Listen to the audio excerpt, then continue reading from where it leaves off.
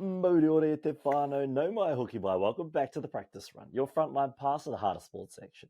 Brought to you by 99 Dreams, inspiring others to chase their dreams. With your hosts, Rauri, Tsukuherangi, and all of our friends. We're diving deep into the thrilling world of the NRL and rugby league today, and who knows where the game will take us tomorrow. From the try line to the sideline, we've got you covered. So strap in as we tackle the big plays, the game-changing moments and stories that define legends. Whether you're a seasoned vet or this is your first hit up, the Practice Run is for everyone. Every run, every tackle, every win, experience the rush with us. With exclusive insights, couch analysis, and a touch of humour, the Practice Run is here to keep you entertained, informed, and part of our practice squad. Because here, every practice run takes us one step closer to glory. The Practice Squad, where every listener is MVP, powering our play every episode, every day. And we want to give a huge shout out to 99 Dreams for powering our passion. Every episode, they come through with the goods. Check out their portal. You go check them out at 99dreams.co.nz. But for now, let's kick things off with today's lineup. And today, we've got a very, very big episode planned. We've got Origin lineups. They've been released over the past couple of days. We've got the round 12, the Indigenous round in review. So we're just going to recap all of those games. Of course, we've got our team of the week, our power ranking, but in between, we've got a little something for you guys. We've got a scenario, if you will. We'll give more of that when we get to it after our Origin spiel. But for now, let's get back to our roots. As always, whānau, for those consistent listeners that come week in and week out, we got Paper, Scissors, Rock coming up. For the new listeners, this is what we do every episode to start things off. Paper, Scissors, Rock. I did it last week by myself. It was so depressing. I was like, yo, if you're listening, play against me and shoot your shot. It's just 1, 2, 3, shoot. Paper, scissors, or rock. Paper beats rock. Rock beats scissors, and scissors beats paper. Now let's get into it, brother. 3, 2, 1, shoot. And up. I don't feel confident at all. Ooh. I'm too out of practice. Yeah, you know how you felt like with doubt? Been... I was like, oh man. Yeah, didn't feel that at all. Didn't feel the vibes were not there. God damn it. Oh, that was a confident scissors for me. I had no hesitation. You know how like that one week I come up with like a fingered rock? that was a definite scissors. That was a deuces. No. That one, when I threw a paper, I was like, I think my body just fell today. I was like, oh, nah, that wasn't it. That wasn't it. Oh, well. Hey, get back into the rhythm slowly. It is what it is. But how's the weekend, man? How's the week been? It's been a little bit, man. What have you been up to? Hello. How you been? Man, it feels like I've been on here in a little bit, eh? Man, trying to get back into the rhythm of things. Shut down for the nephew's 21st in Wellington. That's why I was off that weekend. I then had a friend's birthday, which is why I missed the other one, I believe that was the case. And then on the weekend, we shot over to Hamilton Friday night to watch the Chiefs Hurricanes. Not quite league, but it was actually a good game from what I remember. And it was good to catch up with the boys. But yeah, man, so kind of been out of the loop, really. Taking a few days off mahi to catch up with whānau. So a little bit behind the 8 ball, and now we're trying to get back into the groove of things. So yes, I don't have anything planned coming up for the foreseeable future. So we should be good to go for the next little bit, eh? We should be back into the grind, back into the rhythm. And so there's nothing on the horizon. Nothing.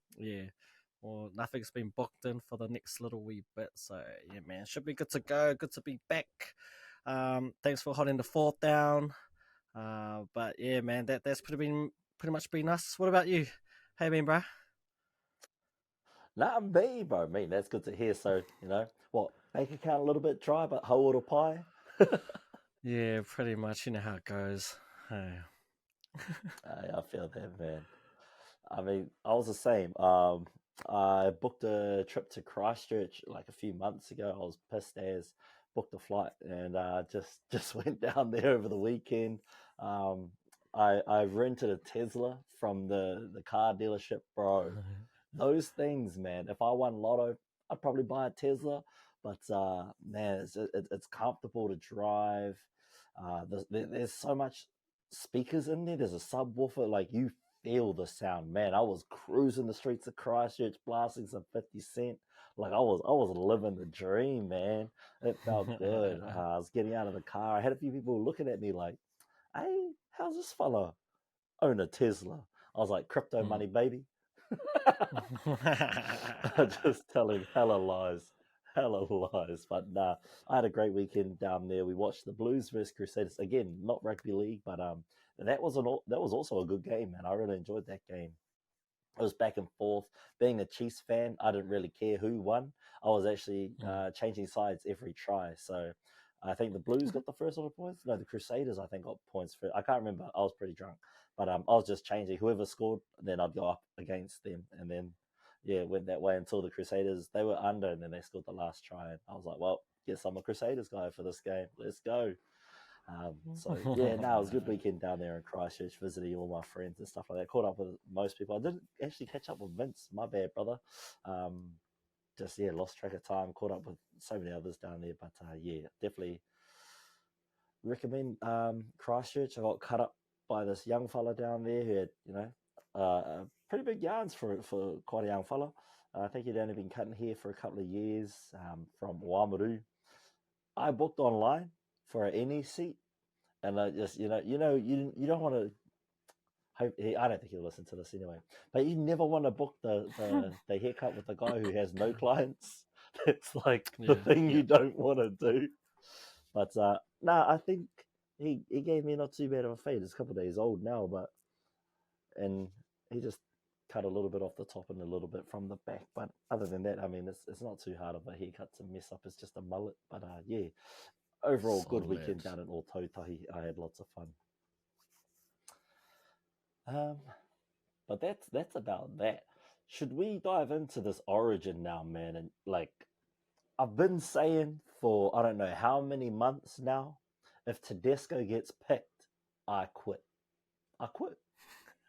There's still 2 more games, but so far we're still with New South Wales, as you can tell. But if you're watching the YouTube video, I'm wearing the 2005 replica New South Wales jersey, back when we used to win. But Tedesco hasn't been picked. I'll run through New South Wales lineup. You run through Queensland, and then we'll get talking about these lineups, these matchups, and we'll compare it with our team list from a few weeks ago, where we thought we'd pick our lineups and see how close we got to them actually being named. So I'll start off with New South Wales. So these are the teams that were actually named by the coaches. Michael Maguire has picked at fullback, and finally making his New South Wales debut at fullback. I think, low-key, a little bit too late. 2 years ago would have been perfect timing for Dylan Edwards to make his debut for New South Wales. However, I'll take it. I'll take it a little bit late, but I'll take it.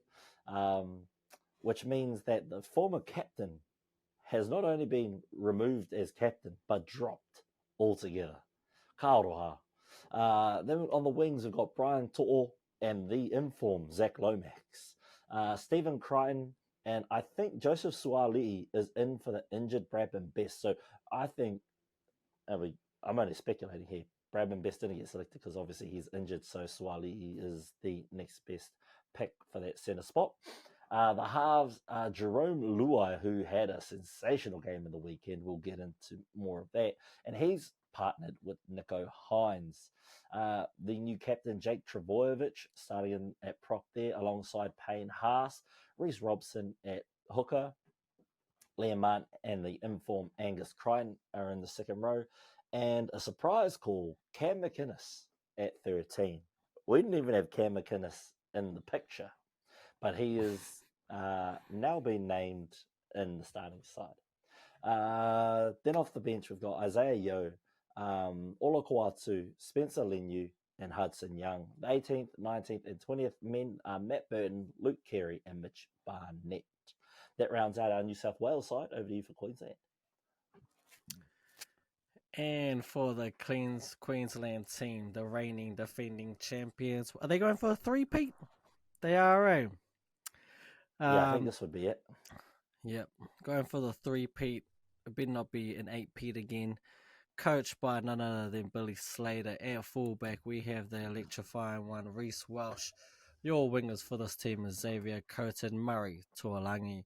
In the centres, we have the ever-reliable Valentine Holmes and the hammer, Hibiso Tabuai-Fido.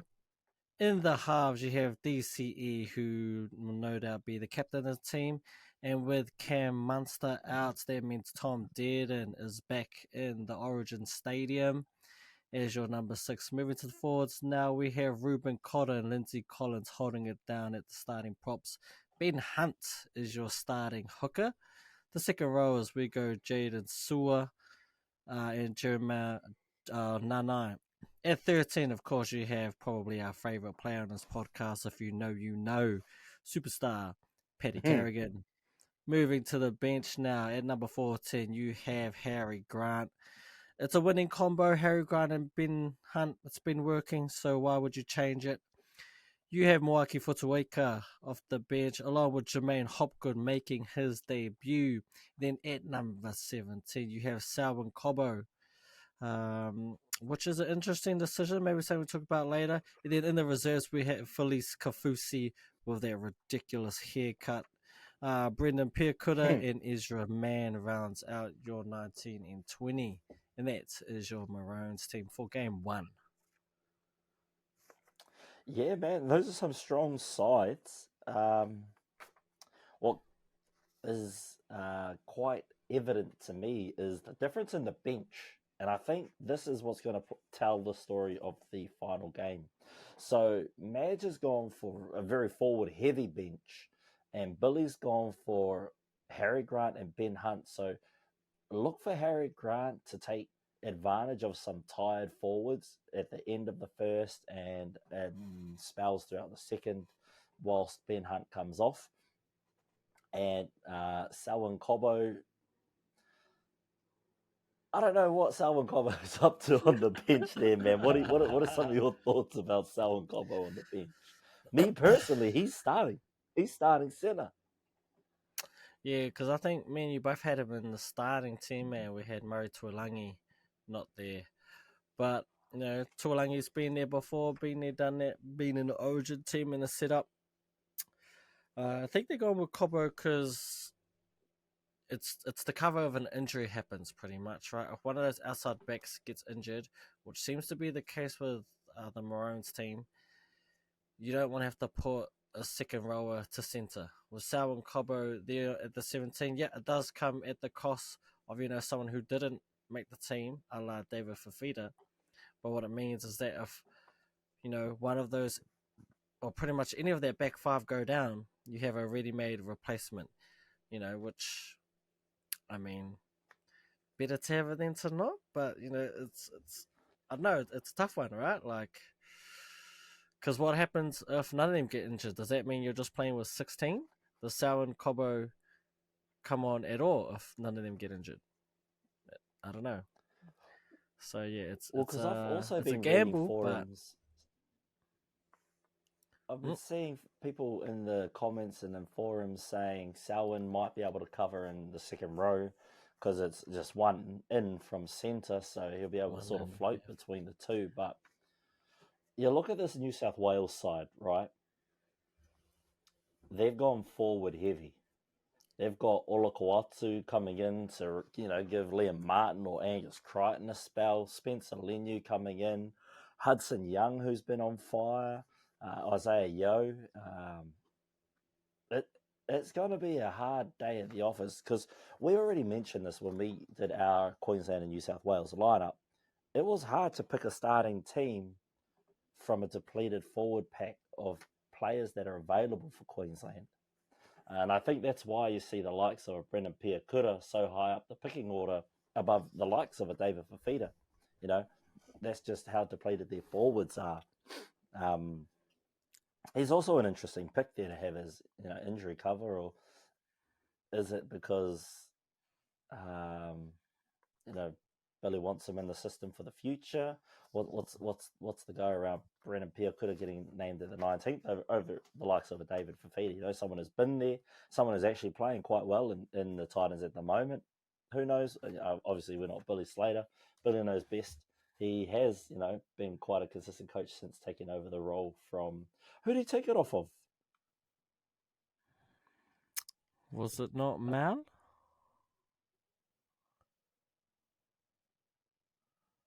Nah, Oh, it was Wayne someone Bennett. Wayne else. Bennett had it And for they got that sacked 1 year. mid-season. Yeah, I remember Wayne Bennett had it for that 1 year. That 1 week, the worst Queensland team ended up winning it, the COVID one.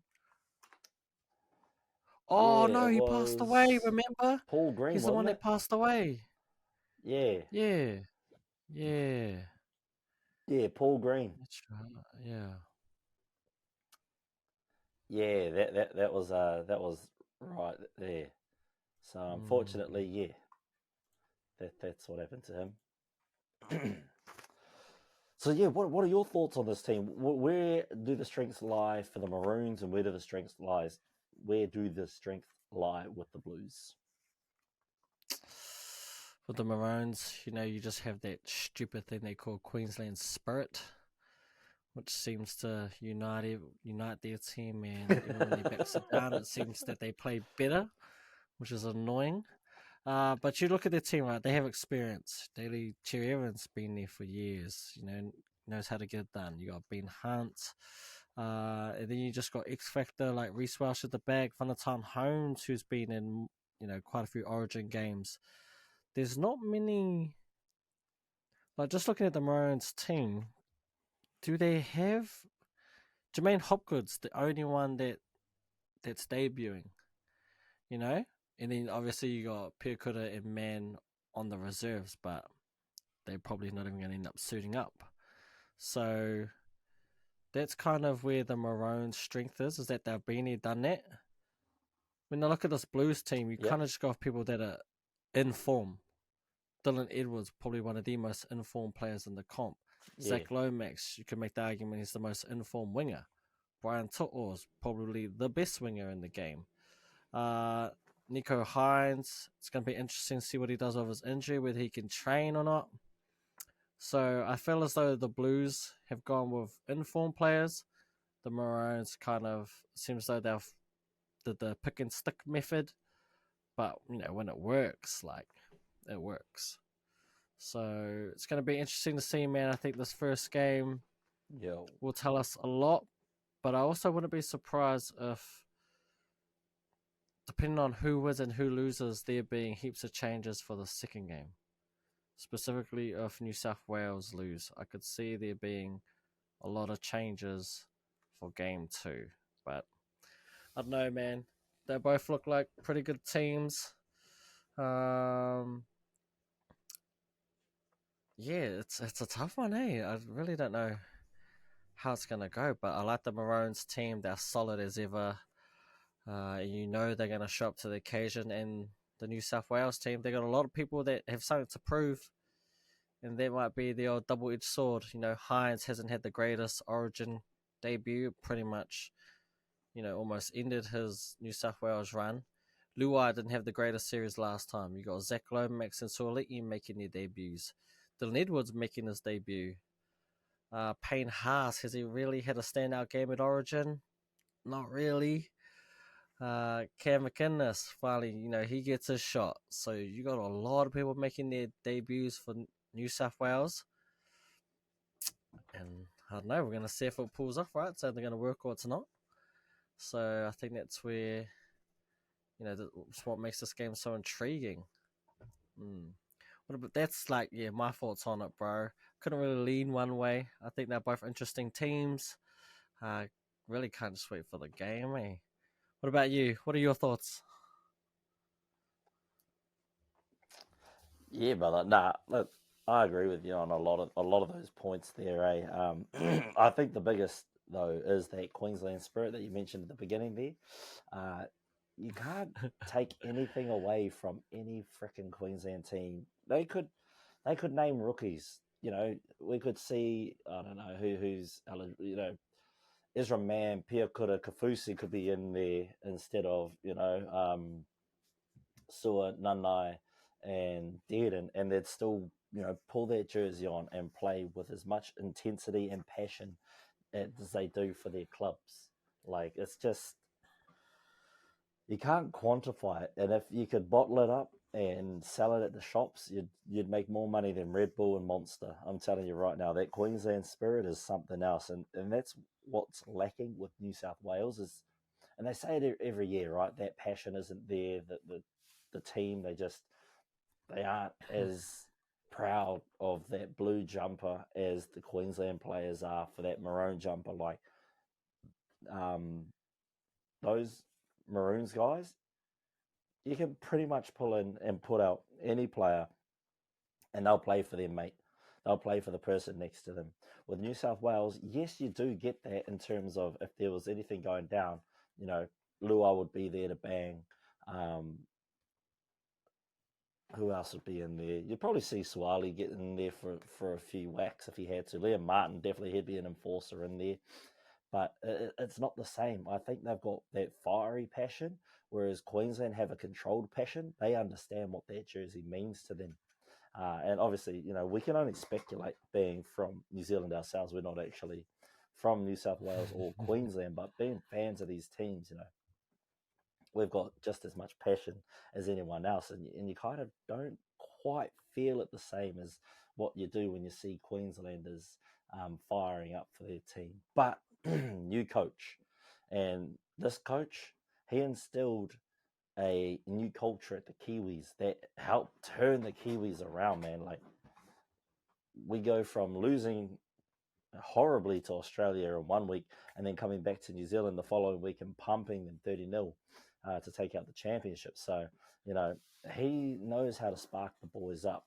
But where do I see some areas where I think the Blues will excel? I think the forwards are where the Blues will excel. A lot of questions around Reece Robson. Why not pick Uppy, or why not actually have both players? Well, we're about to find out real quick whether or not Reece is an 80-minute origin hooker or if he's just a serviceable hooker that, needs a little bit of backup at origin level. Origin's a different, ball game, but Reece Robson is probably one of the best hookers at the moment. Wade Egan probably was on point to get that spot, but a few more niggling injuries lingering on, and that kind of put a stamp to his claim. Nico Hines, like you said, had probably one of the worst debuts, but he's a 7 that they put at, centre for 20 minutes or 10 minutes at the end of a game when Ivan Cleary missed a tackle, which left Nico having to cover, and then they scored on him, which he then became the scapegoat for that, even though Cleary missed that tackle. So there you go, fun fact. Olukwatu, I reckon he's going to be deadly, man. Spencer Leniu, interesting call there. Is it because, former Panther has good combination with a few of the boys already before he went to the Roosters? Who knows? We've got Matt Burton and Luke Keary on standby at 18 and 19, should anyone go down.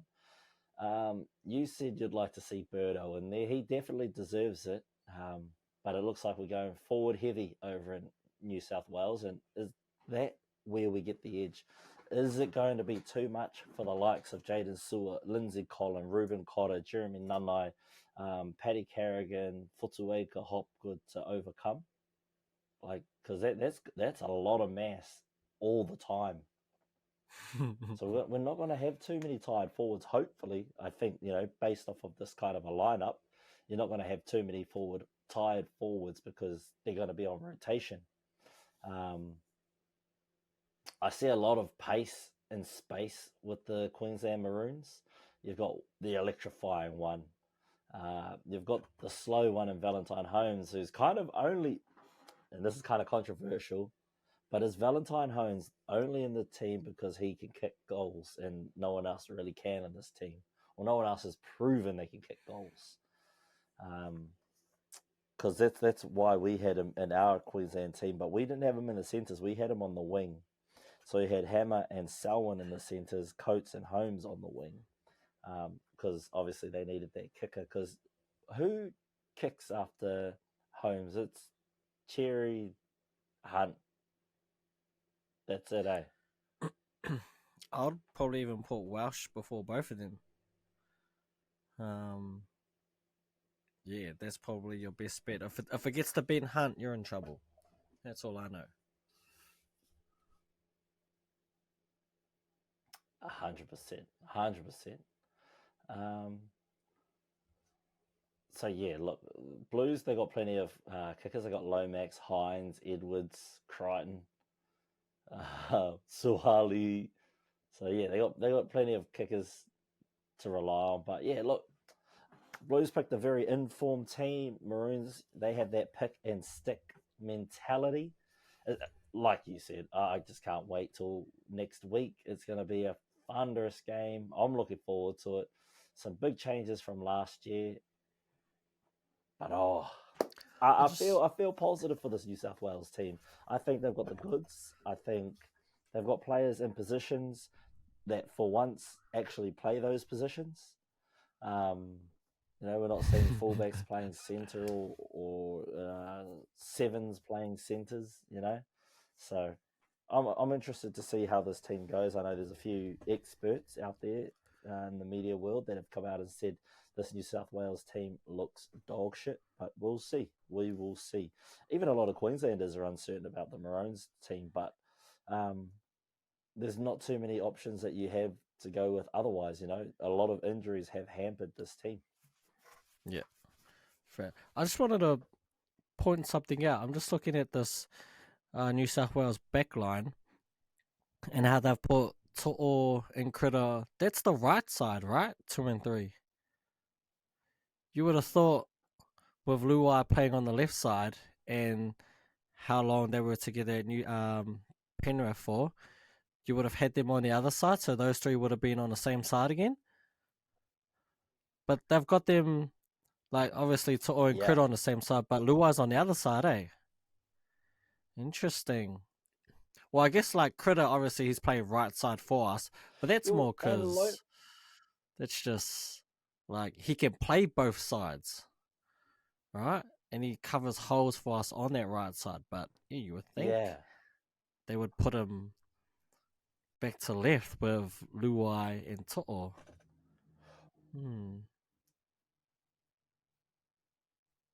Isn't that the only side Suali'i can play, though? Well, because I know Lomax plays 2 at the Dragons. Oh, see, so Lomax you could is always 2 at the Dragons. So that wouldn't be too far fetched to swap Lomax and To'o around. Does Suali'i play? No, doesn't he play 3? Because Manu's 4, right? Suali'i plays 3. Yeah. Yeah. It just seems to me that maybe they've got that, like, I would have just flipped it around. So I would have had Lomax and Suali'i with Hines and To'o and Critter with Luai. Yeah, me too. If I was to, like, tweak that team, just have them on other sides. That's what I noticed too. I was like, doesn't To'o play 5 and Lomax play 2? And Manu plays 4. And I was like, Crichton, he goes wherever. Yeah. So, yeah, that's an interesting observation. And maybe that'll change come game day. Maybe this is just him jotting it down on paper. Yeah, it is interesting why he's got it like that. But yeah, no, that was just a thought, just saying that I noticed. Yeah, 100%, 100%. One other thing I was going to ask is, what are your thoughts on New South not going with the double hooker?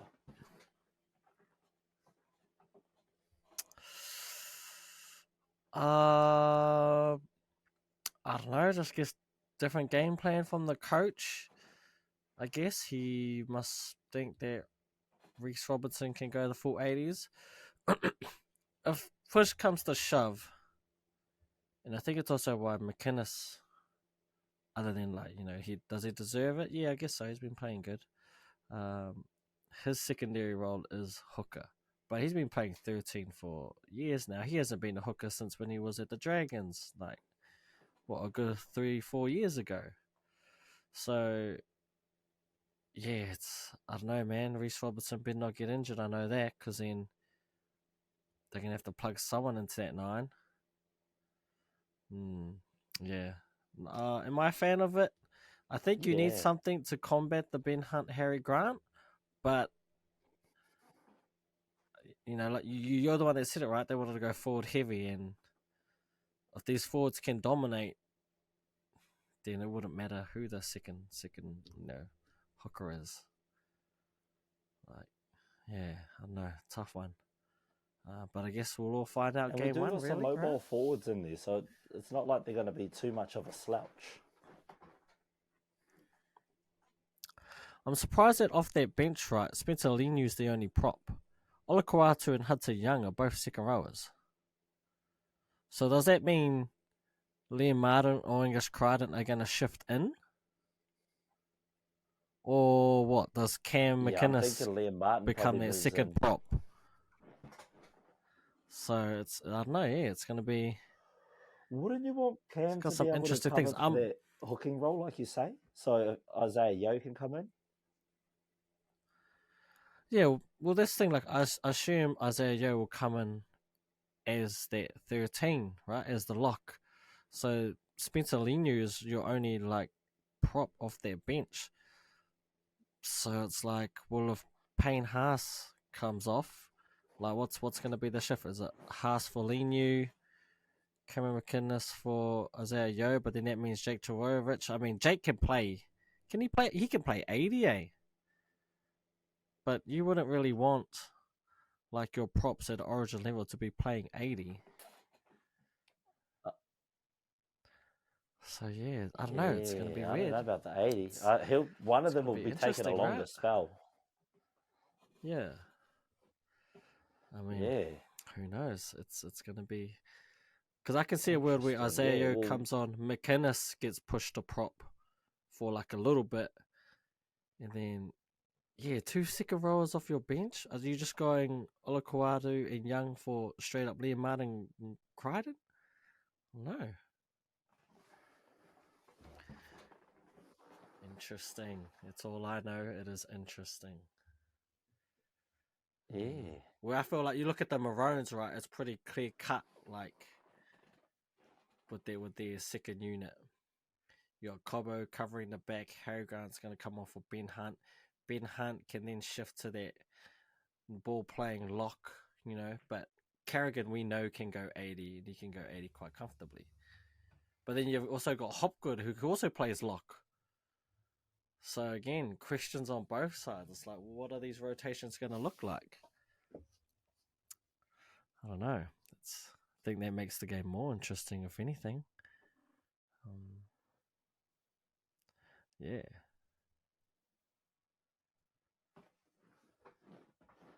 Yeah, lots of questions to be asked about these teams. Yeah. But I guess that's why these coaches get paid the big bucks, and we just sit here and speculate.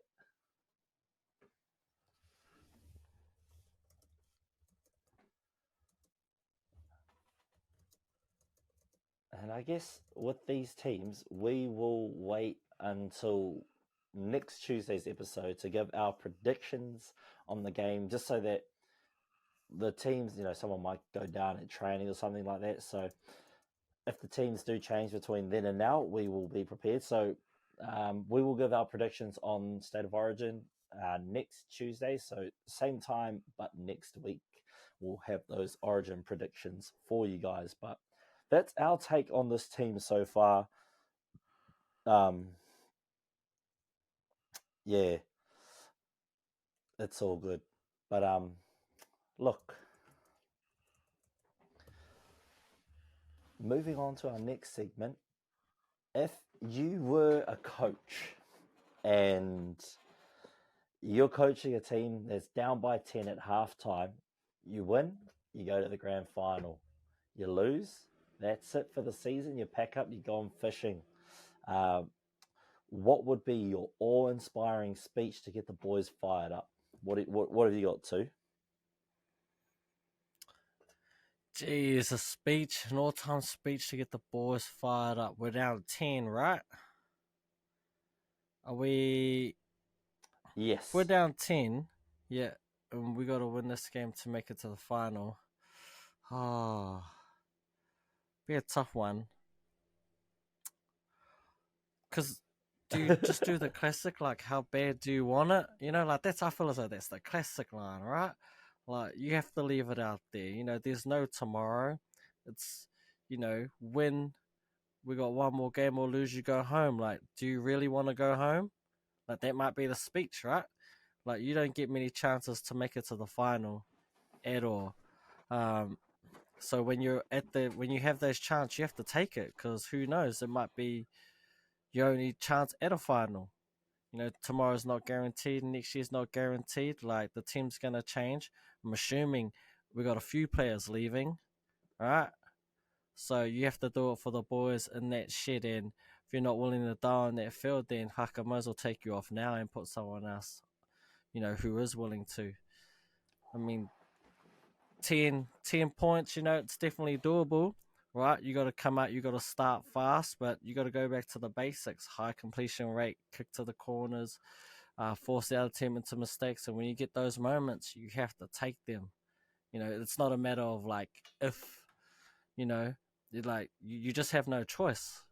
Like, you have to make that tackle, right? You have to make that pass. You can't drop the ball. You have to catch it. You don't have an option. Your options are all gone, right? And if you're not willing to, you're not able to, then fucking tell me now, and I'll find someone who can. But yeah, that's pretty much all I got for you, man. It's not a matter of, pretty much the story is you can't afford to pretty much make a mistake. We're out of it, so you have to pretty much play perfect. You have to make your passes stick. You have to make that tackle. No mistakes. If someone does make a mistake, you cover for your brother. But pretty much, you need to go out there and give it your all, because you might not get that chance again. They're too far in between. You got to take it when you can. But yeah, that might be my speech. What about yours? What you got for us?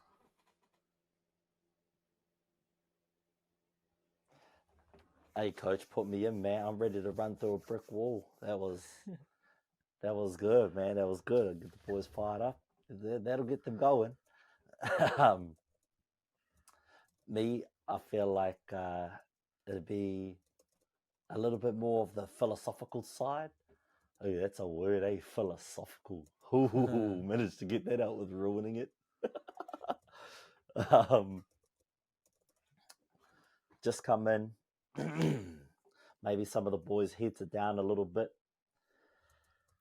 I think for the first couple of minutes, would just sit in silence. Well, not the first couple of minutes, but maybe just a minute worth of silence. Just look around the room, like you said. This is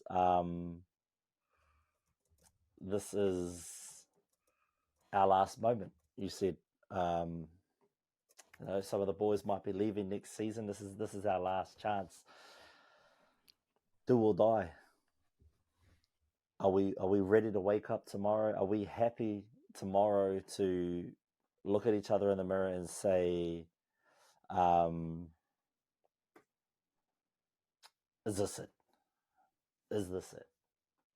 Because if we end this game, once that clock hits 80 and that final whistle's blown, that last play the ball has been played, what side of the story do we want to be on in tomorrow's headline? Do we want to be the Brisbane Broncos, hang on in a tough fight against the Sydney Roosters to progress to the grand final? Or do we want the Roosters too much for the Broncos to overcome? Where do we want the history books to speak of us? Do we want the history books to be favourable? Or do we just want it to just be another blip on the radar, just another year for everyone to forget? Because if you want to be great, it starts with one play. That's it. One play is all we need. Every play is that one play.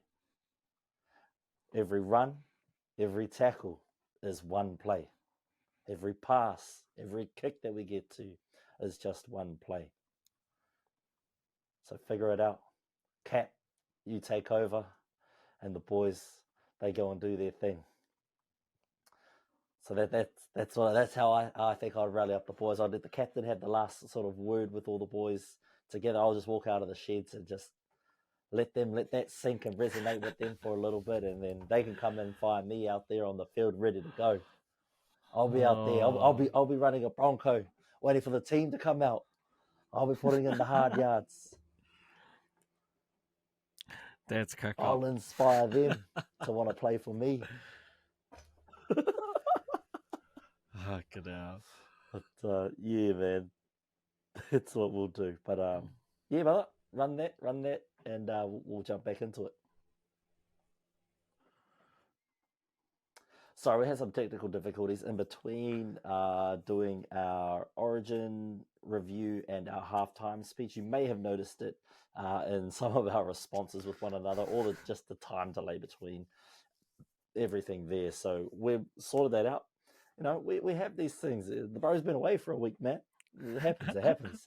Humble beginnings. We've been saying since this whole podcast started. It was just humble beginnings. So thank you to the practice squad for just bearing with us briefly. We're back on track now. We're back on track. So, hey, look, I hope those halftime speeches just got you hyped up, ready to run through a fence for us.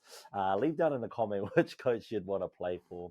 Or if you don't want to play for either one of us, fair enough, fuck. I wouldn't want to either, to be honest. I know. I know if I was like playing for two or two was playing for me, we'd probably clash. Like, we have great chemistry on this show, but in real life, we just egg each other on too much. It's hilarious. You guys would like find it funny if you've ever seen like an encounter between two and I before this show. You're like, the fuck? How do you get on so well on this? It baffles me as well. I think it's just a common goal. For once, we've got a common goal. Every time our common goal is just at each other.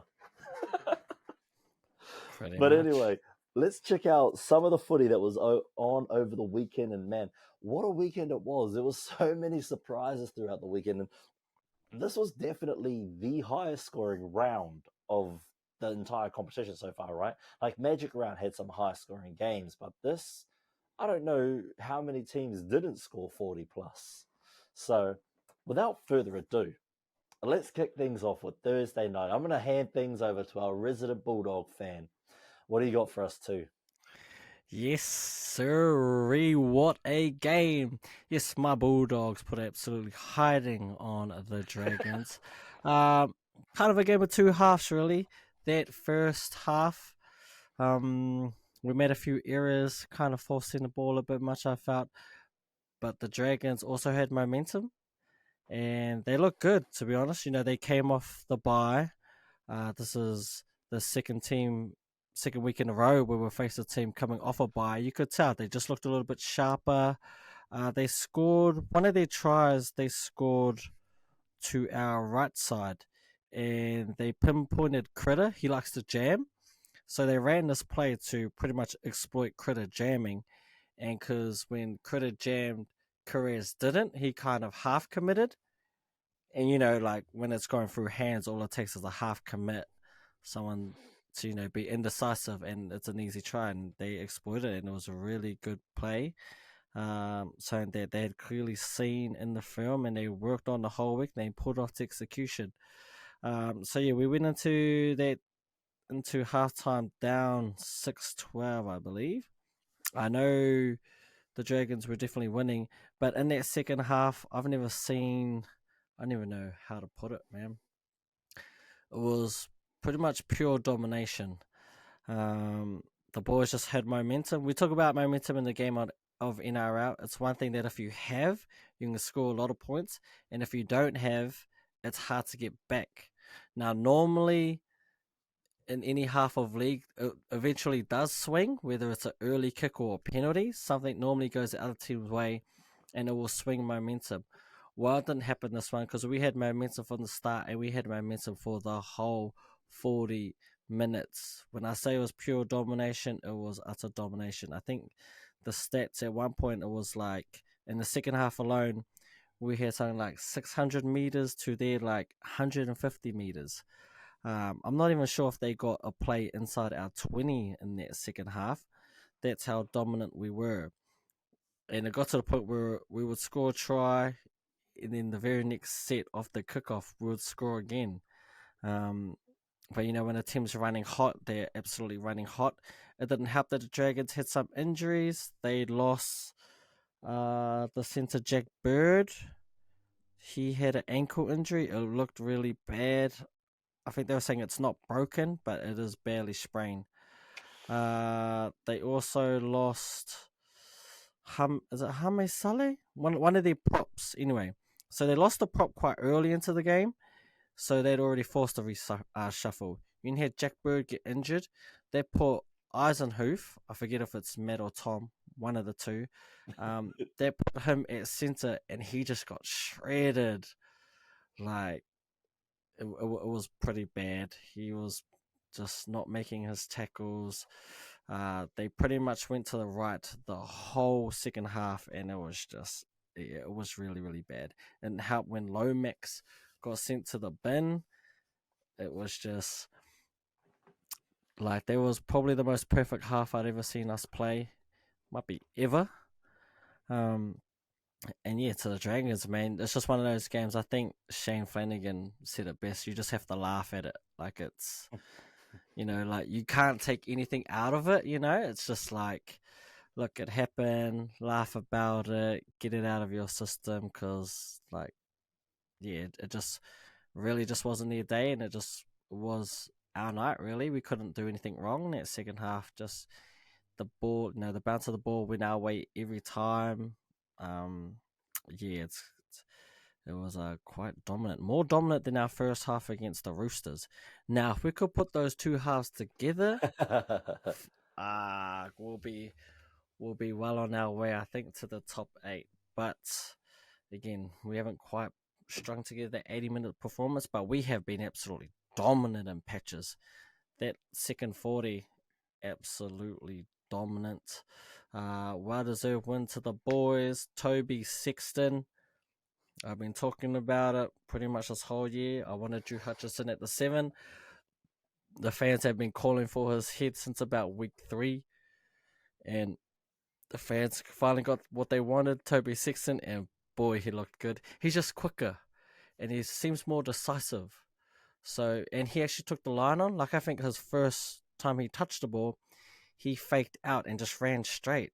So he definitely straightens our attack up, and he looked really good. I have to admit, I could see him holding down that 7 after that dominant performance and how well he played. Matt Burden just seems to get better every game now. Bronson Cherry is looking good. Edo Carr didn't really have many moments. I don't know if that's because he didn't really need them. There were a few times where I thought he could have got the ball a little bit earlier. He just got a little bit too late, so couldn't really do anything with it. But that is what it is. And that other side, we're looking good. Critters looking good. Carrez, he had a great game. Mahone, great game. Josh Curran to the Warriors. Thank you for letting him go, because he's honestly been one of our best forwards. And even though our forwards are small, like, they play hard and they play together. Bailey Hayward, he's looking like a player. He's the number 9 for our New South Wales Cup team. And he's been playing like a ball-playing lock off the bench for us for like the last, feels like, month now. And honestly, I don't see him going anywhere because he's doing really well. But dominant performance for the boys. Props to all of them. Sexton, he looked really good, and it's going to be hard for Drew Hutchison, I think, to make the team again after that dominant performance. Dragons, hard luck. Just on to the next one, I say. But yeah, pretty much, man, that's all I got. Dominant victory for the boys.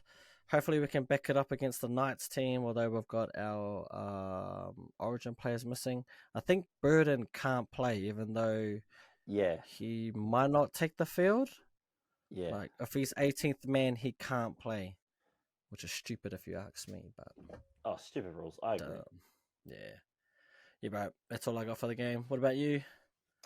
Yeah, look, like you said, Dragons looked good in the first half. That looked like, things were kind of going to be it didn't look like it was going to be a high-scoring game at all. I thought it was going to be a close arm wrestle just based off of the first half, right? It looked like a little bit of back and forth. Yes, it was unfortunate that the Dragons had injuries. And look, I'm a Broncos guy. I know when you lose a centre and you have to shift the second rower out there, they just get burned. Look, it happened to the Broncos versus the Panthers, except, we were able to stay within a try or two. Quality, eh?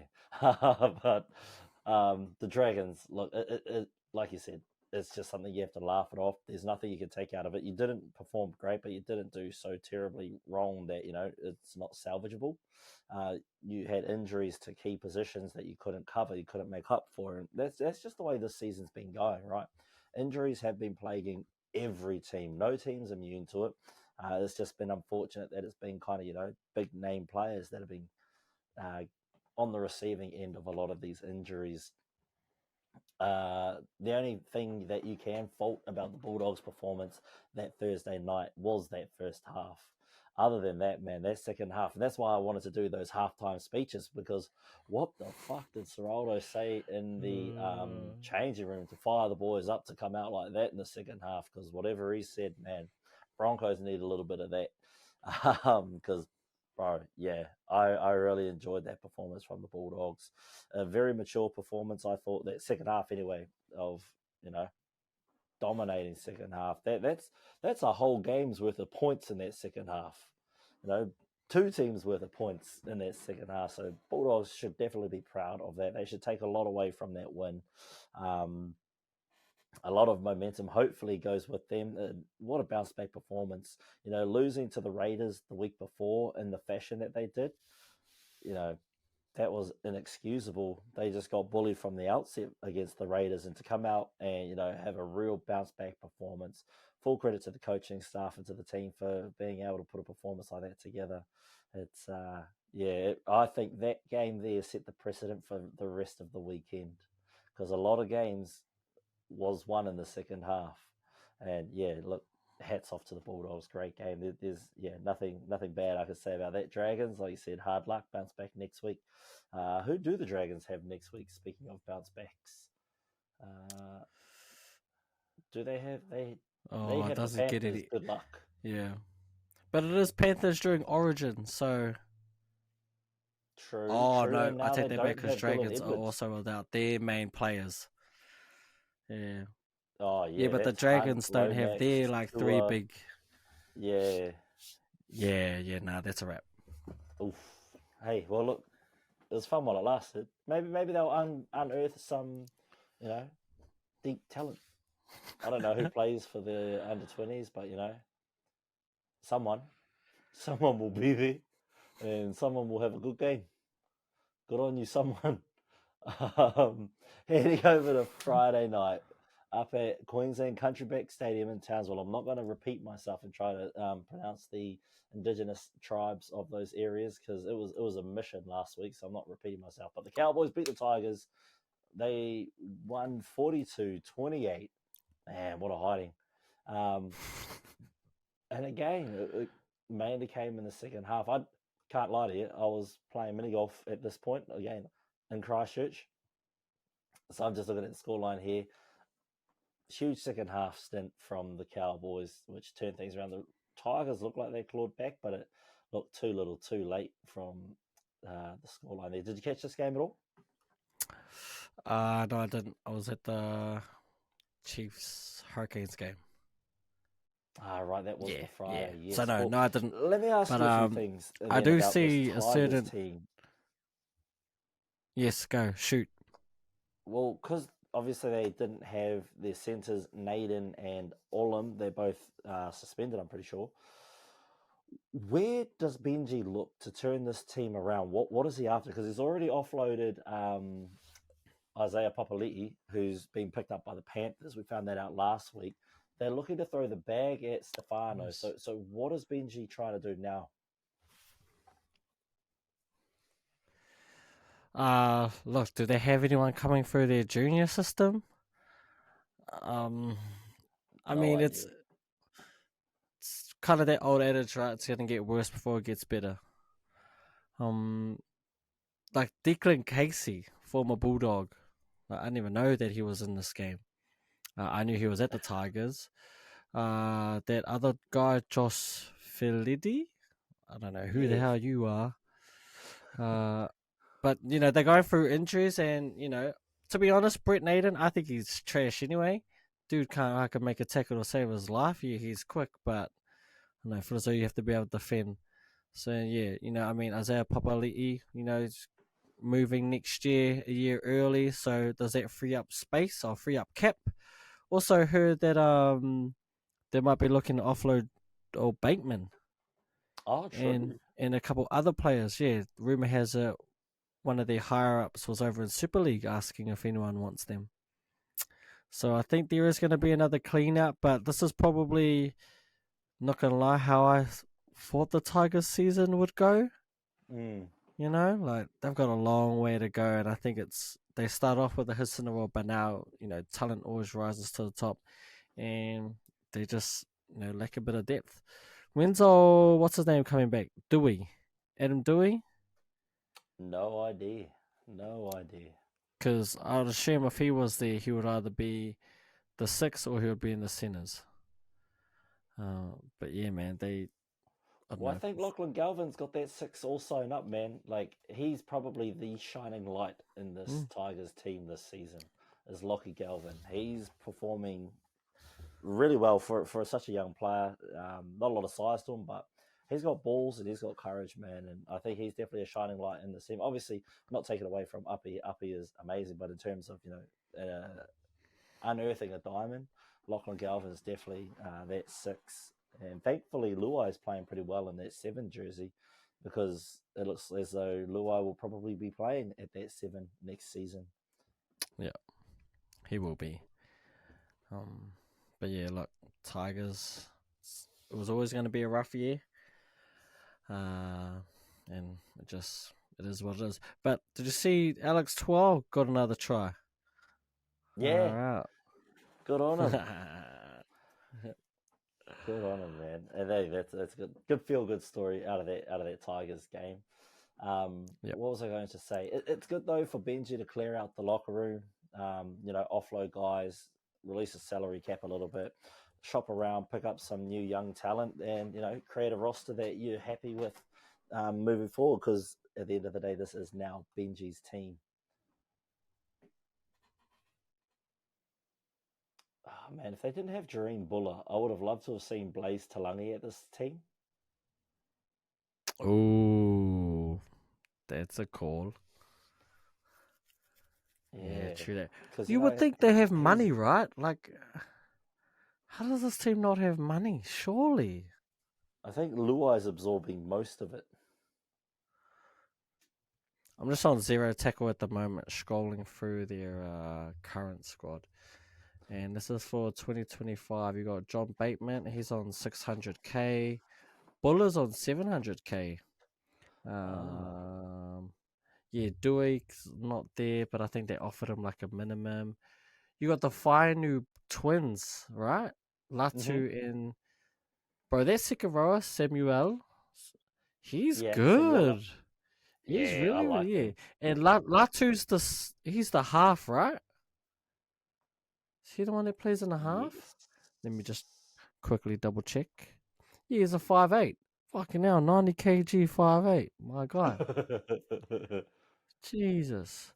Who else? They got Clemmer, who's still on big coin next year. Uppy, yeah, Luai's massive contract kicks in.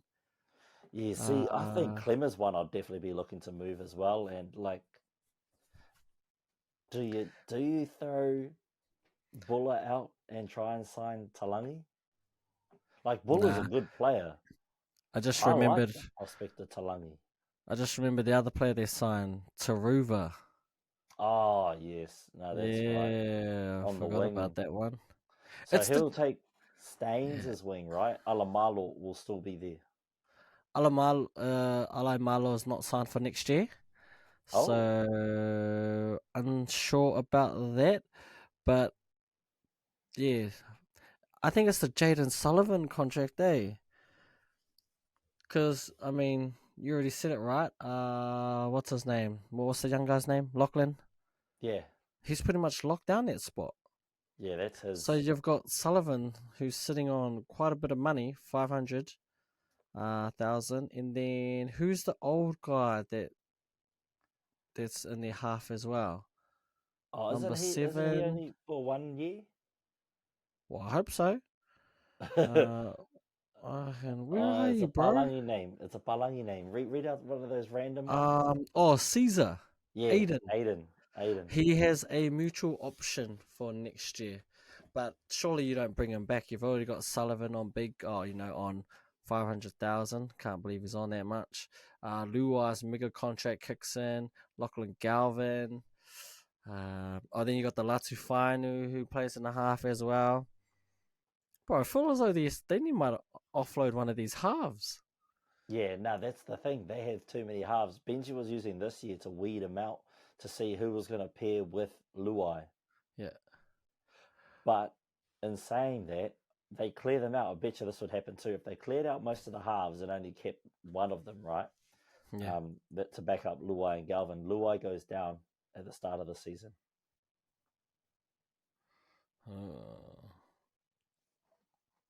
I mean, look what happened to Team Could you shift Latu to 13? Or make him play that 14 off the bench, like that Dylan Walker type style, you know? Yeah. Have him more versatile, eh? Maybe have him learn how to play hooker. Have him 14 to come in and be that interchange for the halves or for hooker. Because I feel as though, like, that 14 spot on every team's, like, crucial, you know? Yeah. And I think they're kind of like, what your 14 does for your team is kind of like how your team plays. Like, our team's the Bulldogs, we're quite small. But our 14s are quite versatile and quick, which plays to our advantage. And I feel as though the 14 positions become like a real like hot position in the NRL this year. You need that person, and you know some people just have a big bulking another prop there, and it's kind of style they play. Other teams have like a more of a ball playing number 14 to switch things up when those forwards get tired. Or other teams just have a second hooker and they go 2 hooker rotations. So you have options at that 14 position, but you need to figure out as a team, what your style is and get you a 14 that suits it or mold one to suit that way. Latu to me as a 90 kg 5'8". Oh yeah, you can play a few positions, especially if you got the ball playing skill. You know, it just comes down to whether can you defend in the middle. Yeah, that's true. It'll be interesting to see. I mean, there's plenty of time to develop him and grow. Yeah. Bro, they got them both till 2027. So they must have come through their junior ranks. Nah, they both come from Manly. Oh, true. Yeah, they picked them both up in one swoop. And apparently Manly were not happy too because they were like 2 of the youngsters coming through. Like, yeah, and they are. That makes sense too for Manly because that would have been Manly's 5'8" option instead of what's his name, Luke Brooks. Yep. Ah, interesting. The plot thickens. And he would actually be the perfect instead of Ben Travojevic in that second row. Yeah, would have been Olawatu. Yeah. Oh, gutted. Winners win, baby. Winners win. That's a steal for the Tigers, I think. But yeah, look, there's still time for them to figure out the roster a little bit better. I do know that they are weak in this. One of the centers, Brent Naden ain't it, man. He ain't it. Seen 2 games of him. He ain't it. He ain't him. He went down when he lost the spot to the Penrith. Like, yeah. Because he was hot, man, when he came on the scene, just out of nowhere. Shows you just how good that system is there at Penrith. And then when he got done for, doing that drug stuff, he couldn't even, I think he got stood down. And by the time he came back, his centre spot was gone, and he just never got another look in. Yeah. Just crazy to think how things would have been different. Ouch. Well, heading wow. over to, would you call this the first upset? This would be the first upset, because Bulldogs at home were favourite at the TAB. Cowboys versus Tigers were favourite. Well, this would have to be the first upset of the weekend. At Four Pines Park, Sydney, the Manly Seagulls defeated the Melbourne Storm. I don't know what it is about these Seagulls. They seem to be like a little bit of a David and Goliath. They see the big boys coming into town and they think, you know what, we can beat them. We can beat them. And they've done it so far. It was the Panthers that played at Manly, and Manly beat them at home. They didn't beat the Panthers in Penrith. They beat Panthers at home. So the fortress, of Manly. Yeah, that was a great game. Who is Tommy Talal covering for? Because he's been on the wing and now he's in the centres. Was he always in the centres and he was just covering for Jason Saab on the wing? Or is he a wing? I can't remember where he was at the start of the season. Let me have a quick look. All I know is Saab was playing. Is it the fast one, Kohler? Yeah. Is that who's normally in the centres? Yeah, because I have no idea who that Hopewadi is at fullback. Well, yeah, that would normally be Tom Travojevic, which still doesn't solve where Tommy Talal goes. So then does he go to Raymond Tuimalot Vainga? Are we talking about if they have their whole squad, like their full string team? Yeah, you got Turbo fullback, Saab. Nah, I'm pretty sure, isn't it Garrick that goes to wing? Nah, Garrick's been centre for a while. Well, for as long as I've been watching Manly games, which hasn't been very long. Yeah, because I know, Saab's definitely one wing, and then I'm pretty sure Kohler has been centre for them pretty much the whole year. I do remember that name. Because one thing I want to say is Tommy T is on fire lately. I've only been watching Manly for a few games now.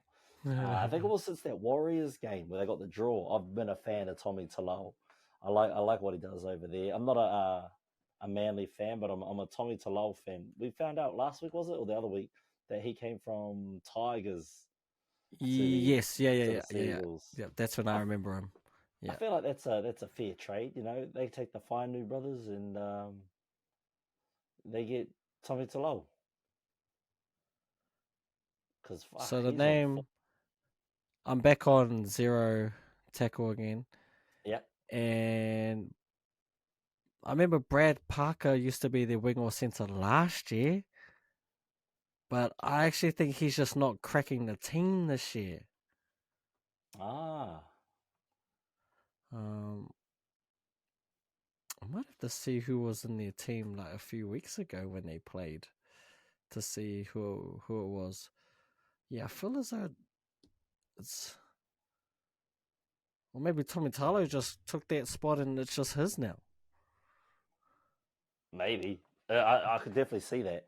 Because he was on the wing versus the Warriors while Saab was out. And then he's been shifted into the centres after someone else went down. Oh, the other name I saw was Jackson Polo. Oh, yes, I've seen that name a couple of times in the centres. He was a winger for a bit. He's kind of bounced around. He's famous for his girlfriend, remember? Ah, yes. Don't look it up, Fano. Keep it G. Anyway, back to this game. I thought Melbourne had this in the bag, right? I really did. But from the outset, Manly weren't going anywhere. They were sound on defence. They sort of let a few penalties get in the way, but they were pretty sound on defence. And, they got the first 2 points on the board. And from there, it sort of looked like they weren't going to let the Storm get on top of them in the way that Melbourne does. And even though, at the 66th minute, it was, 26-14, because they had a penalty goal. So I was like, nah, Storm still find a way to win. The other team will make errors. Manly are known for dropping off at some point. I thought, nah, Melbourne is still in this. Melbourne score at the 74th minute to make it 20-26, but unfortunately for Melbourne fans, they couldn't quite get over for one more try, and Manly held on. They held on really well at the end there, and man, full effort to Manly. The past 2 weeks have been a real turnaround for Manly. Last week, losing narrowly to the Broncos by 1 point, and this week, beating Melbourne Storm. I'm still hella confused by Manly. I don't know where they sit. I, I don't know if they're contenders or they're pretenders, and we're not going to find out this week because they're on the bye round as well. So, yeah, I don't know. It's hard luck Storm. Hard luck Storm. You had Jerome Hughes back, but that wasn't enough to get you over the line. So back to the drawing board. I know Bellamy would have sprayed you all, but yeah, back to the drawing board. You didn't lose by too much. You guys got warriored for once.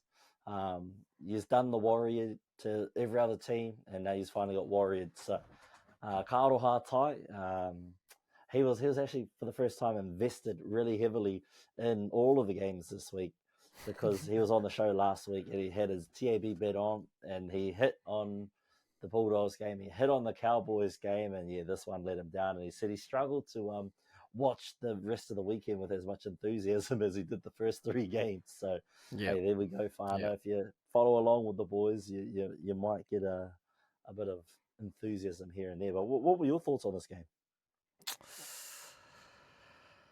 I think you already mentioned today about how the Seagulls seem to play good against like good teams, and even with all the injuries to the Storm, you kind of somehow still picked them to win. And the fact that Manly were able to come away with it, kudos to them, man. They did it to the Storm, they did it to Panthers, and yeah, like you said, right, 4 Pines Park seems to be, a fortress there, and it's hard to win, right? It just shows how important home field advantage is, eh? Oh, yeah. Because, and if you can be good at home, that's going to go a long way to, like, winning games and, giving you a chance to be in the playoffs. Because their record, Seagulls' record at home is 5-2. I'm not too sure who their 2 losses are, but you want to at least be winning more games at home than you're losing, which is what seems to be the case. In terms of the Storm, I think I mentioned it like a while back, right? Like when they went through that whole month of barely winning games, like that month where they should have lost all those games, was to you guys, to my Bulldogs, to the Warriors. It was honestly like 4 or 5 games in a row that we all thought they should have lost and they won. And we just put it down to like, Storm gonna Storm, Melbourne's gonna Melbourne. But the other side to that is it does eventually catch up to you, Yeah. I kind of thought it would catch up to them in the playoffs, like a game that they should probably win, they'd end up losing. But it seems like it's come, a little bit early. And hey, look, it is what it is, man. Sometimes you got to find a way to win, and it seems like they might have used up all their wins. But yeah, I see. Who was I thinking about? Oh, did the bro not get on again, Jack Howarth? I don't think so, eh? Do you think they'll let him go? Do you think he'll ask for a release? Yeah, because it's been a couple of years now, eh? I feel as though he's been one we've heard about for ages, and he just still hasn't gotten a shot yet. You thought because he's a second row centre, like Sean Bloor just jumped him in the picking order. Yeah. Crazy. Like, Sean Bloor kind of, that trade with the Tigers, or, he came from there. You would think Jack Howarth would at least be in front of him in the picking order. Apparently not. Sean Bloor just took over. And the other one is Jonah Pezzett, but he's out for the whole year with his ACL, unfortunately. But no, look, congrats to Manly, to the Storm. Shame. We almost got the elusive Travojevic trifecta. Hey. Yeah, man. Well, if it was their first names, we would have had it, right? You would have had it, Yep. being Jake and Tom. It was unfortunately just the wrong Tom. It was Tommy Tolo. Yeah. But look, it'll be interesting to see where they go. Manly, like you said, up and down team. I can't get a read on him either. I can't tell if it's Seabold.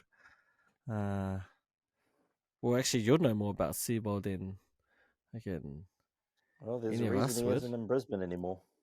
No. Maybe it's just that he like game plans really hard for like the hard teams, and then when it comes to teams that they think they should be able to walk over, I don't know, maybe just the effort's not there. But you're playing a dangerous game if you only play. Well, I guess if we play to level your competition, right? Because that means when you play the cream of the cream, you're gonna step up. You're gonna be, bring your A game. It also means when you face the bottom of the ladder, it's gonna be a sloppy game. So Yeah, I don't know. it's tough. You can't win. You can't win like that. No, you really can't. Also, the two Yeah. losses for Manly at home is to the Raiders, that 24-26 when they let it slip away in the second half. And the second game was to the controversial Brisbane home game for the Sea Eagles. Oh, is that the It was Magic the Magic Round? Round, but that's their nominated home game against Brisbane to get Okay. financing. Yeah. So reality was just that, and it was that Raiders game that they were up heaps, right? Raiders just It was pretty 26 at half time, and then Raiders That's turned it right. around Yeah. in the second half. Yeah. Just adds more question marks, really. Yeah, there's more questions than answers. But that's all I got, bro. Nah, mean. Well, look, Super Saturday kicks off, and I was at the rugby. So I'm going to hand things over to you, brother, and I'm just here to speculate. Well, let's speculate together, eh? Because I was pretty much hungover all of Saturday. But let's see. No, actually, I caught this first game. In and out of falling asleep on Saturday, being hungover as I did manage to catch some of the Roosters Raiders game. And man, those Roosters are low-key coming to the form, eh? This kind of feels like the Roosters team that we've all knew they were capable of and kind of expected of them, and then they just never delivered. Because honestly, it looks like this Roosters team, they're looking pretty good and they are rounding into form. And I think we talked about, well, not we, I think I might have said at the start of the season, if everything goes their way, their team on paper, you're looking at a premiership winning team. That's how good it is on paper. But to be able to deliver it is a whole nother thing. And they've kind of always come up a little bit short. But I'll tell you what, man, this team is looking dangerous, and I would not want to play them in the playoffs. That's all I know. In terms of the Raiders, I think they just, to be honest, I just don't think they had enough. That's the reason why I thought we might have had a chance against them in Magic Round, even though they are our bogey team. Two inexperienced halves, Jordan Rapana, the bro is back and he played good, but the Roosters are just another beast, especially when they are firing on all cylinders. Tedesco with one of his vintage games, Joey Manu doing Joey Manu thing, Angus Crichton still on a tear. And what's crazy is Luke Keary and Sam Walker are playing well together. If you follow the podcast, you would know that I like to go on about they always play better when the other one isn't there, because that's normally how it goes. But lately, the two have been firing, and they're looking good. They are looking really, really good. I don't know what was happening with Victor Rowley, because he was at the second rower, which kind of threw me off guard. But I think that's due to injuries. They seem to be short of second rows at the moment. Satili Tupanua, some news is I believe he has been given permission, actually, to talk to other teams. I think that was in light of Fafita signing. So when the Fafita was like, yep, I'm coming, they were pretty much like, yep, Satili, if you want to go, you can go. And, well, Angus Crichton as much as we love you to stay, we just can't afford you. Fafita does a backflip. All of a sudden, they want Crichton again. I think they might have tabled him a 2-year deal. But I'm not too sure what's happening with Satili. He might still be on the outer.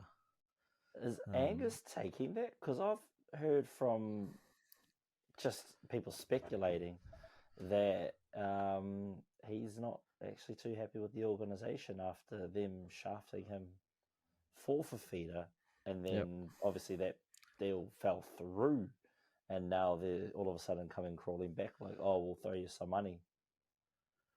Well, right, like we're all humans, right?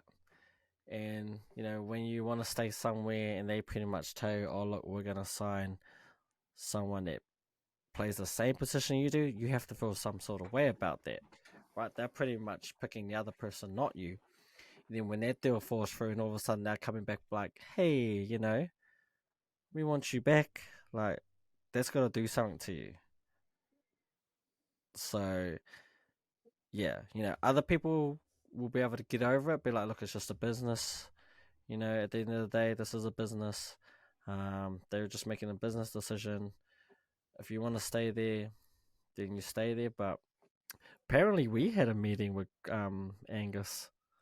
Ooh. The rumors are to be true. He has met with, I don't know if he met with Gus, but I think he's met with people that have links to the Bulldogs. Right. Yeah, I don't That know would what... actually be a pretty sick combo. Him and Kiko. Kiko, yeah. Well, it'll be interesting to see what happens because I still have faith like Preston. Preston hasn't had his best season, but he has been injured for most of it, and I think he's still coming into form. But yeah, man, it would be interesting. That's just what I heard, that we had a meeting with him. Don't know what more's going to come with it. But all I know is that this Roosters team is humming, and they are showing everyone what they are truly capable of, which is a legit premiership threat. And yeah, the Raiders, I mean, we've pretty much said it since Jamal Fogarty went down, right? Like, your season's pretty much ended. But they're still good enough that you have to beat them. Like, they're not going to beat themselves. And it just goes to show the class of their team, their forwards, their vets, and their coach, Ricky Stewart, man. Yeah, but that was it. I think Roosters were clinical in this one. Took the opportunities when they can. Again, we talk about momentum. When they had it, it was just over. Raiders just didn't get a look in. And from there was all she wrote. Wow. Hey, talking about all she wrote, let's head over to the Sharks and Panthers. I didn't watch this game. Again, this is when the rugby was on, but I had the phone going here, and I'm going between the two. I'm looking at the phone, watching the game. Look at the phone, watching the game. 42-0 as the Sharks hosted the Panthers at PointsBet Stadium in Sydney, and they came up very short. Did you watch this game at all? I believe I was asleep for this game, but let's talk about it anyway. You said it, man. 42-0. And this is why I know Panthers are such a good team. Right? Like, we go back to that Magic Round game, the game against the Waz, where everyone pretty much picked them to win. You're going up against a depleted Waz team. Right? Like, albeit Penrith are missing Cleary, your team should still be good enough to beat a Warriors team that doesn't have Sean Johnson didn't play that game. RTS didn't play that game. I think Fanua Blake did, but Tohu Harris, was he a late scratch? No, I think he's been out for a couple of weeks. Yeah. No, he was a late scratch last week, sorry, yeah. So, you know, like, you're expected to win that game. And I remember that game because it was the Sunday after the 21st, and we checked it on the TV, and got to watch that with pretty much the cousins, the nephews, and the nieces, and we all couldn't believe that the Waz got up and won that. I say that to say this. Penrith, and it's why I think if any team could win a four-peat or a three-peat, no, four-peat, it's them, because it's hard enough to beat them one time. If they finish top 4, they get a life, and they are almost near impossible to beat 2 weeks in a row. Yeah. Like, I can see them losing once, but twice in a row, I just don't see it. And I think, they showed it that night, right? I mean, I think Ivan Cleary would have almost loved that loss against the Wires because he could have ripped into them, He could have been like, "Oh, I got a speech for you this week. Like, you wait till you hear it, right?" And then the fact you're facing the Sharks who are top of the table, oh, yeah, it would have been even more motivation, because Sharks would have wanted to prove, like, that they belong. We're here. We're top of the table. Everyone thinking it's just a fluke. We got the easy run. No. We're legit. But Penrith, man, they don't lose 2 in a row.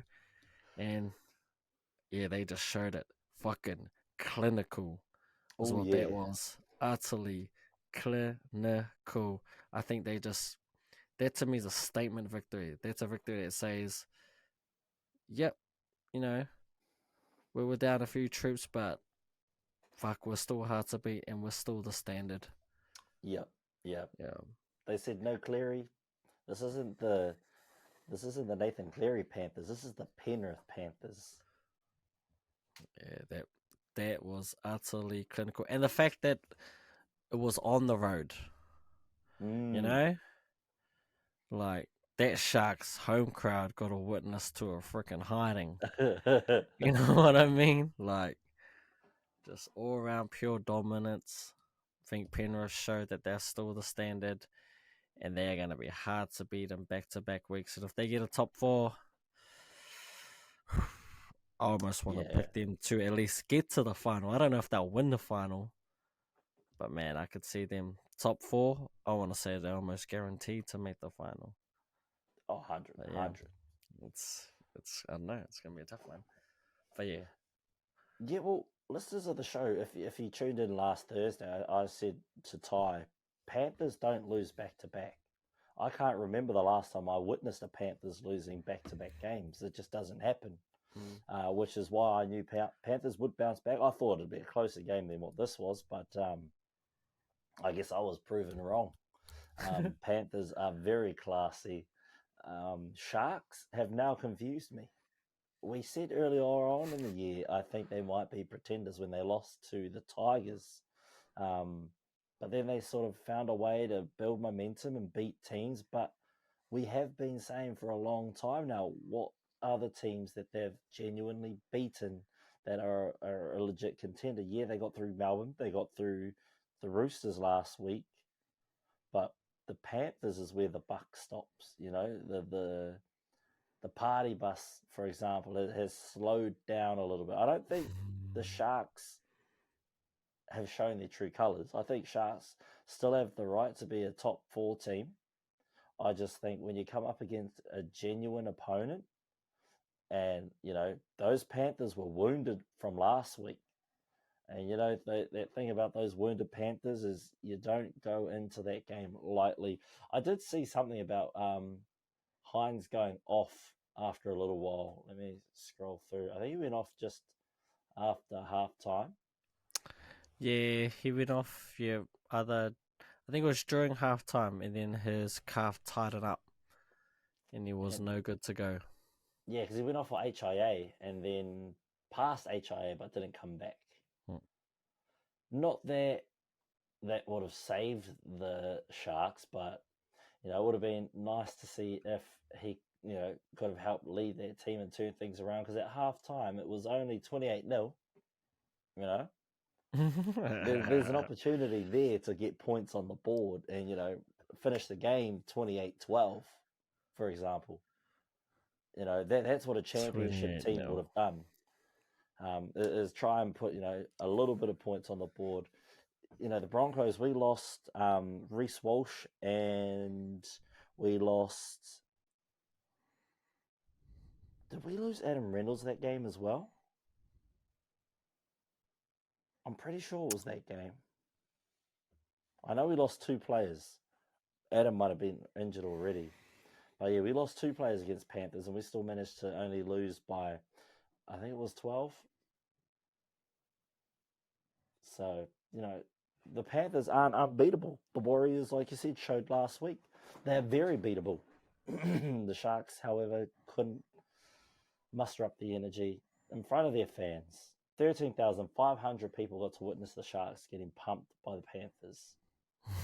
That's disappointing. And yeah, we'll see these two, Luai and Hines, pair up at Origin to see how that goes from enemies to lovers, the saying goes.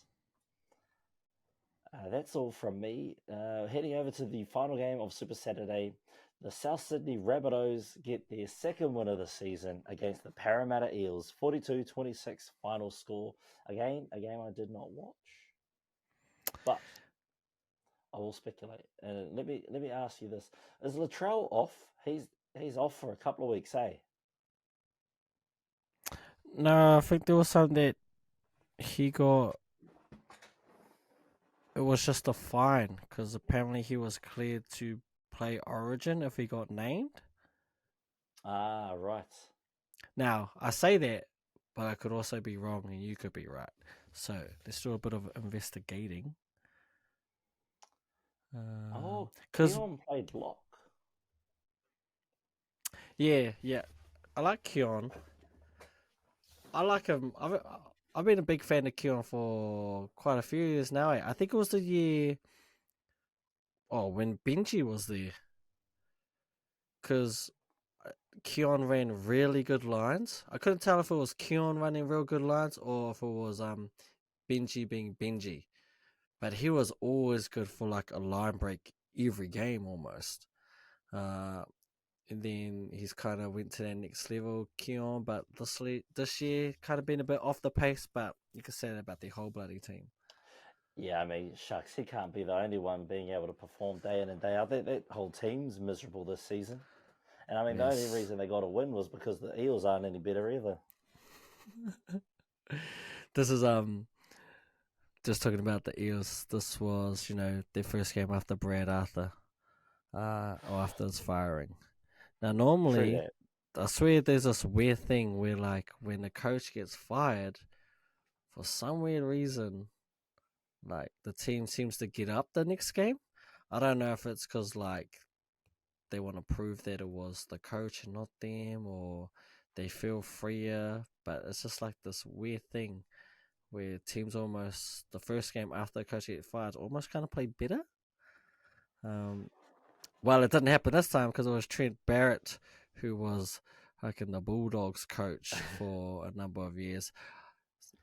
Some coaches are head coaches and some are assistant. And I think Trent Barrett's a Yeah. great assistant because his head coaching record absolutely sucks. It's more because he's a full, what's the word? System coach, right? So he knows the Yeah. system inside out, but you have to play the system. So if you don't have players in positions where they can't do what the system requires, well, fuck, the system just isn't going to work, is it? Like that's not rocket science, And I think he is unable to change his ways because he's so ingrained in it and believes in it so much. And sometimes when you believe in something so much, it could be to your detriment, right? Yeah. Obviously, when you have the likes of Nathan Cleary and Isaiah Yeo, Jerome Luai, all these superstars, yeah, more than likely the system's going to work. But is it the system or is it the players? Who knows? I think that's like we won't necessarily know. But just gonna go to the team list real quick, and yep. Oh, what? Oh no, I take that back. What I was about to say. I was about to say that's right. They finally moved Jack Wyden into the halves to play 5'8". But then I forgot Cody Walker got injured. Was the late scratch, and then you had that Dion guy. But I'm just assuming with Jack Wyden at 6, like good things can happen because he's gonna have the ball more, and he's just a ball player and a superstar. And also good to see AJ back, even though he's old, and back to scoring tries, which is good. But yeah, man, look, I think if I'm being honest, I think the Rabbitohs are always going to win this game. Both their coaches just got fired. Normally, when that happens, it comes down to just who has more talent and who can kind of, yeah, pretty much who has more talent. And even though the Rabbitohs suck, you still look at their team on paper and you're like, that's still a really good team. Keoni Kalamatangi, Jai Arrow, Damien Cook, Jack Wyden, Alex Johnson, Latrell Mitchell. Like, that's still pretty good team. Where you look at the Eels team and Blaze Talangi, player of the future, Dylan Brown, Mr. a really good Robin, definitely not a Batman. Campbell Gillard, Junior Polo. I think these forwards they need to switch up something in Parramatta. That's all I know. I don't know what they do, but they might have to get rid of. They might have to get rid of Regis Campbell Gillard. Just putting it out there. Interesting. I mean, I don't fair. know who for. I don't know who for, but I don't know. I feel as though clearly they hit their peak, right? And then they got smacked in that final. And they pretty much haven't been the same team since. Obviously, we don't know because Mitchell Moses has been out, but you got to do something, man. Yeah, and I mean, they did start with the coach. Was that the best position to start with? Who knows? I think the reason the team weren't able to bounce back and have that performance, like you said, was because a lot of the players didn't realise that the coach was about to be sacked. So I think to them, they're still in shock, trying to figure things out. The Bunnies, they were also a team that didn't win their next game, or even the game they had known that their coach was on the way out. So this is their first win since round 2, or was it round 3 that you guys played them and lost? But yeah. Yeah, I think it might have been 2 or 3, but yeah, carry on. Do you look to keep Blaze Talangi and get rid of Gutho? Like, what do you do there? Because that's a talking point at the moment, because Blaze Talangi isn't going to be offered enough money to stay at Parramatta. Parramatta don't have the funds to offer him the contract that he will get from other clubs. So what do you do there? Yeah, like you said, that forward pack, Campbell Gillard, maybe he's got to go. Junior Paulo, maybe. I don't know where you start in the Rabbitohs. Yeah, shit. I don't know. They look lost. They look lost. Yeah, I think it's going to Here we be go. hard for them to Yeah. keep Blaze, eh? Oh yeah. Like, Yeah. Well, where is he going to play if they keep him? They struggle to put him in the team. He's played fullback, centre, 5'8" this season already. So honestly, where does he go? I think next year, if they manage to re-sign him, which I don't see happening, I feel as though some other team will, like you said, offer him more and he will bounce. But it would have to be centre or wing. And you got Zach Lomax going in next year, who's going to be one of the centres or wing. I think he's taking Micah Seville's wing, because Seville is out. True. I think I About read somewhere time. Seville is going somewhere. Let me double check that, but I do remember seeing that. I know Sivo is definitely on the block.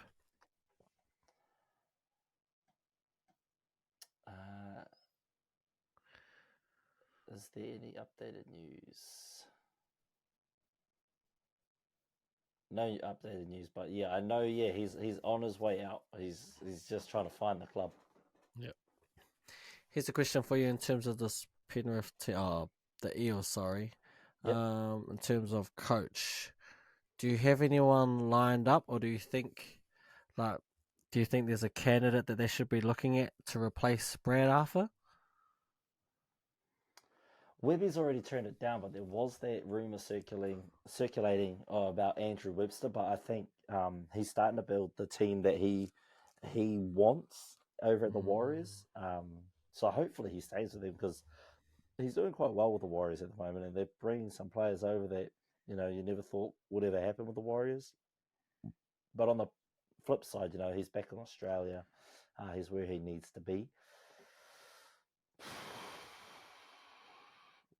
The Supercoach has already turned it down. Wayne's turned it down to go to South Sydney. I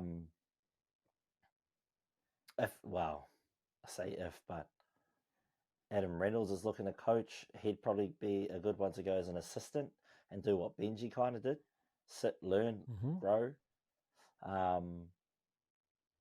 No one at the top of my mind that screams out, "Come to Parramatta." Nah. Who It's a do tough you one, have? eh? Yeah. I feel like it's a club in limbo, so it's not really finals bound, but it could be. And yeah, they definitely got it's a the team that whittle could. start. Yeah, that's it. They're gonna have to figure out, like, I don't know whether there's issues at the top, like at the board, but they seem pretty stable because they've had a run of success for a while now. I mean, Brad Arthur was there for what, a decade, pretty much. I mean, it's double duty, and I don't know if New South Wales would like that, but Mike Maguire, been there, done that, premiership winner. Looking at coaches who kind of had good runs, but were more like interim. Well, There you had was Broncos assistant coach Brad Cartwright is just signed to Super League. He could have potentially been a candidate for that role. I remember him. He was at the Gold Coast Titans. He was a part of that Cowboys premiership team in 2015. Oh, yes. And he's currently Broncos assistant coach. You can look at the old Titans head coach, Holbrook. Oh, yeah. I mean, I think the one everyone wants a shot, but I don't know if a team will ever take them on, is the Walker brothers. Sam Walker's uncles. Ipswich. Apparently, because they Ipswich played Jets.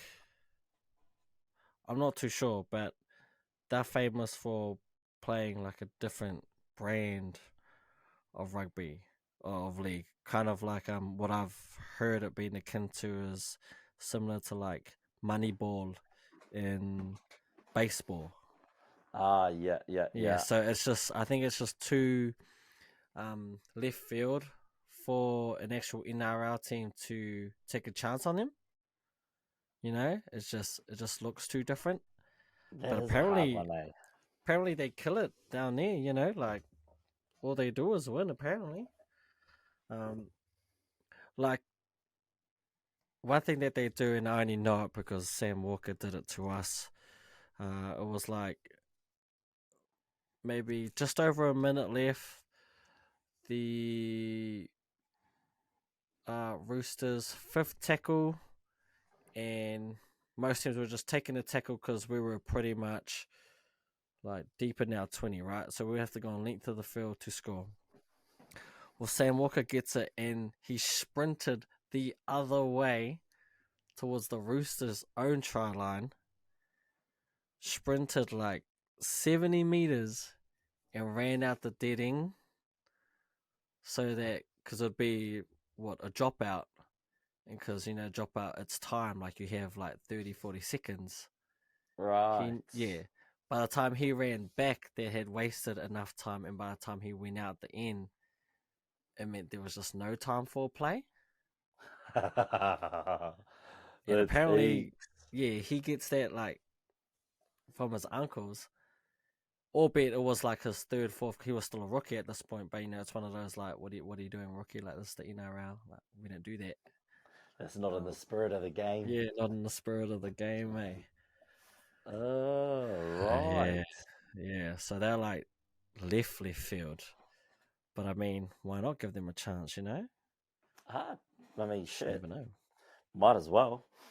Yep, might as well. What's the worst that happens? They like suck. You suck still. Yep, that's right. Yeah, I'm with it. I'm with it. Try something new. We're always about shaking things up here at the practice run. We like to see something new. I mean, I always do, and that's what I try and do when I play the video games. Is go the most obscure route. Like, it's so cool, yes, like getting all the top superstars is there, but sometimes it's just as fun going the like alternative route, seeing which players you can like pull together and still get top performances out of. I remember like I think it's 2K12 or 2K13, getting like Rudy Gay and shit, what was the other one? You don't want to talk Mayo? to me about 2K12. You mean OJ Gayo? Nah, this is OJ Mayo. Yeah. Bro, 2K12. Oh, I've got stories. Bro, yeah, Story Rudy for another Gay and time. they were unstoppable. Even in like recent 2Ks, or not recent, but like old gen, even Boban Marjanovic, he was low key a cheat code, just like on defense. No one Oh, could yeah. like dunk on him. He's too big. Nah, But man. anyway, See, yeah, you don't we, know the dunk cheese. Story for another time. yeah, another time, because yeah, we can peel back those games. But anyway, it's Sunday night. I'm dusty. I'm pulling up the covers of my duvet, and I'm locked in on this airbed that I was sleeping on over the weekend, and I'm like, all right, we'll chuck the Broncos Titans game on. The boys had already told me who'd won. I'd watch this delayed, and still I put myself through the torture because I wanted to see what happened with my own eyes. I wanted to know where things went wrong for us. And from the outset, it looked like Gold Coast Titans they looked more refreshed than what the Broncos did. They looked good on attack. They looked good on defense. They had errors which kept the Broncos in the game. And the Broncos were able to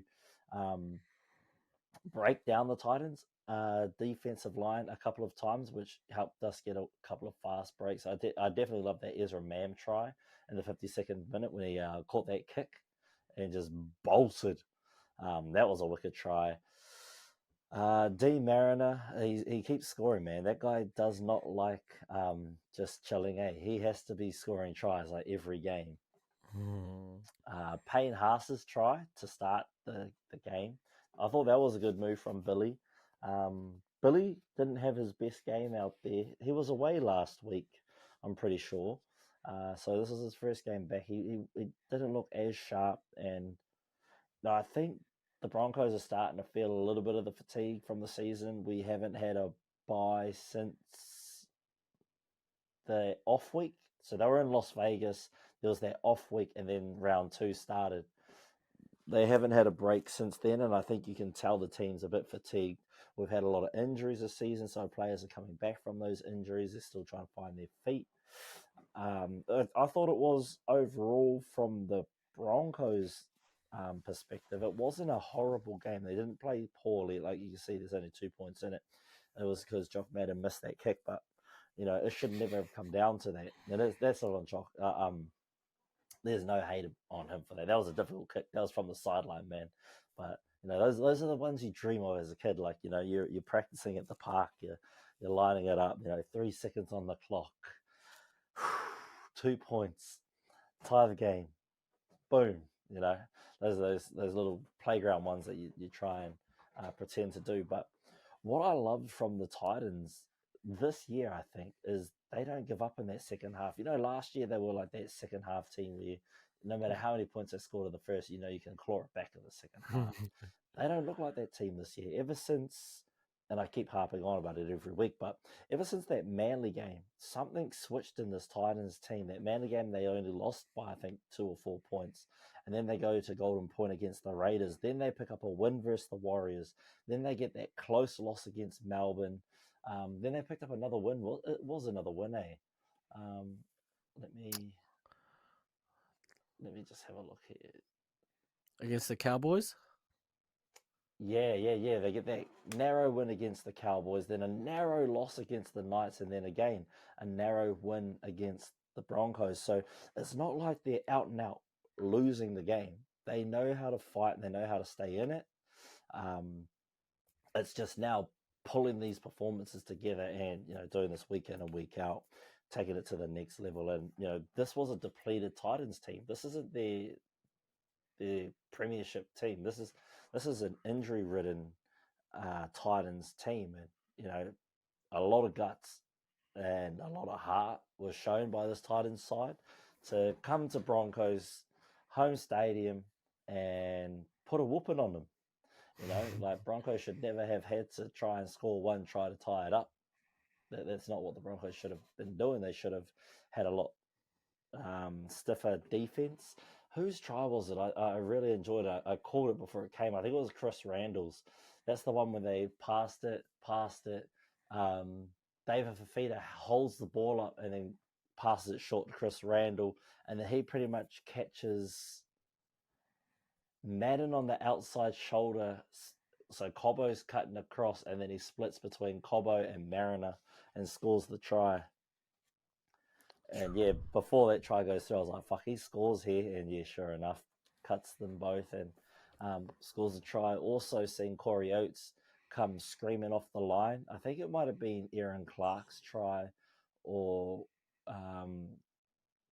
Keenan Palacia's try. One of these tries, he comes screaming off his wing, which forces Karapani to come across. And then I think Reese is trying to come across as well, and then Corey's trying to double back, and they've already scored the try. I don't know why he's coming off his line. I don't know why he's trying to shoot and jam. He's not fast enough. Just hold and, back your centers. Let them make that cover. And, if you've got to pick between 1 and 2, fine. But, you've got to be ready to be that last line of defense and get a push over the sideline. Just hold and move forward. Move forward. Don't give them too much space. Stop backtracking. I think they pinch a lot when it's 3rd and 4th. They pinch the defense, so they stay quite compact to play the ball, which leaves lots more space on the outside, which gives, Corey Oates anxiety by the looks of things, and he just shoots up off the line, misses his man, and they just go and dot it down for an easy, untouched try.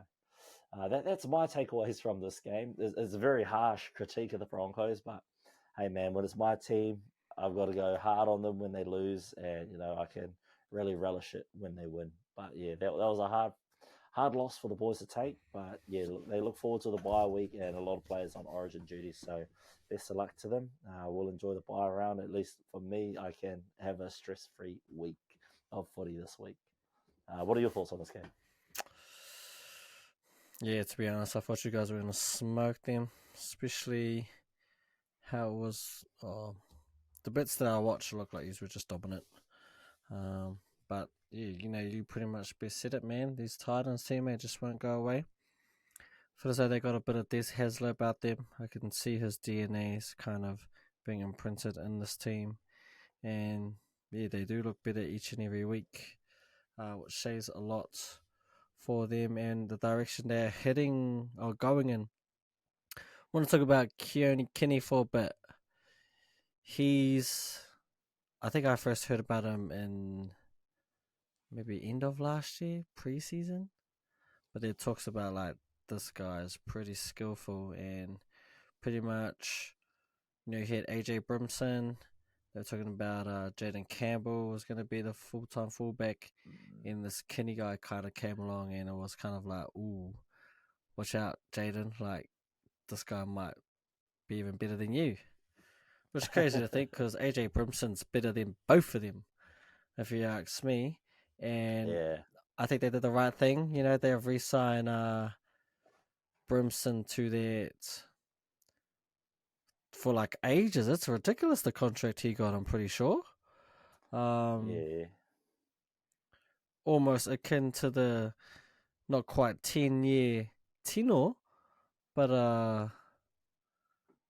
hold up, I'm just looking it up real quickly. Because Tino has an escape clause in his contract as well, eh? Yeah, because they're idiots like that and like to give their best players outs, which is stupid. Foolish. Here it is. The 26-year-old Queensland representative confirmed that he will remain on the Gold Coast for the next 6 years. Whoa. He signed till 2030. Damn. Yeah. That's like a whole fair enough. You can get a 6-year car loan for that kind of money. 2030, bro. That's how long he signed for. But so that's fair enough. Him out of the life. Yep. That's what it looks like.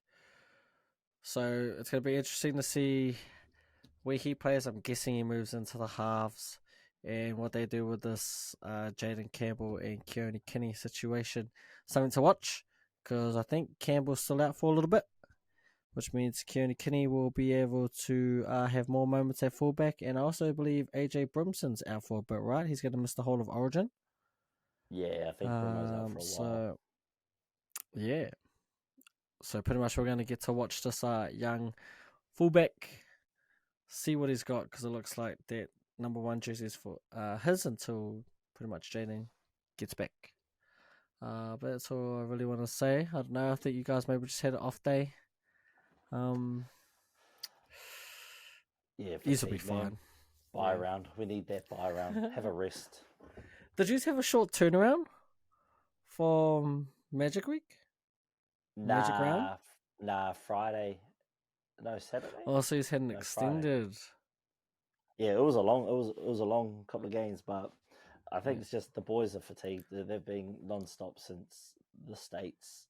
And I think even then they had to play or start training and stuff like a couple of weeks earlier as a full squad to get ready to go to the States, do the States. Then they had to fly back, and then it was an intense training week that second week while everyone else was playing games.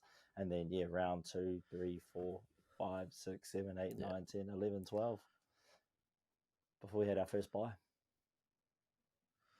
Yeah, yep. Anyway, that's all I had to say, bro. I think it's only us, the Warriors, and maybe 1 or 2 other teams that haven't had a bye yet. Yeah, I'm just on the ladder at the moment. There's only 5 teams that have played every game. That's the Roosters, Eels, Manly, Cowboys, and the Warriors. Have the Roosters not had a bye yet either? Nah, they've played 12 they've got 12 games played. And of those teams that have played every game, you guys have the bye, the Seagulls have the bye, and the Wars have the bye. So Cowboys and Roosters play each other next round, or this round coming. And then they have the next bye. Well, you would hope so, right? Damn. That's long for both those 2 teams. Damn. But quickly, it's looking like it because I can't see them in week 14. All right, well, hey, good luck. 1 more week, boys. You're doing us all proud. Over to the main event on Sunday. Everyone's sitting down having dinner over here in Aotearoa, getting ready to watch their beloved Warriors, especially coming off that big win against the Panthers, taking on the Dolphins, who are highly ranked coming into this game. Warriors come out with a win, 24-20. I watched the highlights. I didn't watch all of this game. I watched some of the first half because, it's already late on the Sunday. I'm watching the Broncos game delayed, and now I'm watching the Warriors game delayed. I'm not going to talk too much about the game because I think the results speak for themselves, and I'm not going to talk down on either team. The Dolphins are doing really well this season. The Warriors are overcoming adversity right now. And one thing I want to ask you, Bobo, is where has it gone wrong for the Warriors so far this season? Because this, by all means, is a preseason team. This is a team that you name for shits and gigs at the start of the year to see, who's going to be in the, interchange coming through the year, who's going to be on the reserves, and who's going to be in the starting lineup. Well, this team has found a way to win 2 big games against some top-of-the-ladder giants. The Penrith Panthers last week, and this week the Dolphins. One player I think that's a standout for me personally, and who is constantly a scapegoat on this team, is Adam Pompey. He's I don't know what he's done, but he's turned this season around in comparison to last, both defensively and offensively. I think he's been, a silent hero in this team. He's just gone about his work ethic, and he's found a way to get over that line a couple of times. Not in this game, but last week he found a way to get over that line. And, his kicking is on form. I like to see it. I like Te Martin guiding the team around at 7. He looks good there. Maybe pushes Sean to the 6, because I think, I like what Te is doing at the 7. And ever since he's been in 7 guiding the team around, they've got 2 wins. And with Adam Pompey doing bits in the centres, does that mean that Roger comes back on the wing if Rocco is healthy? Otherwise, I'm assuming Rog just takes Rocco's spot that's currently vacant to Moala Graham Tolfa.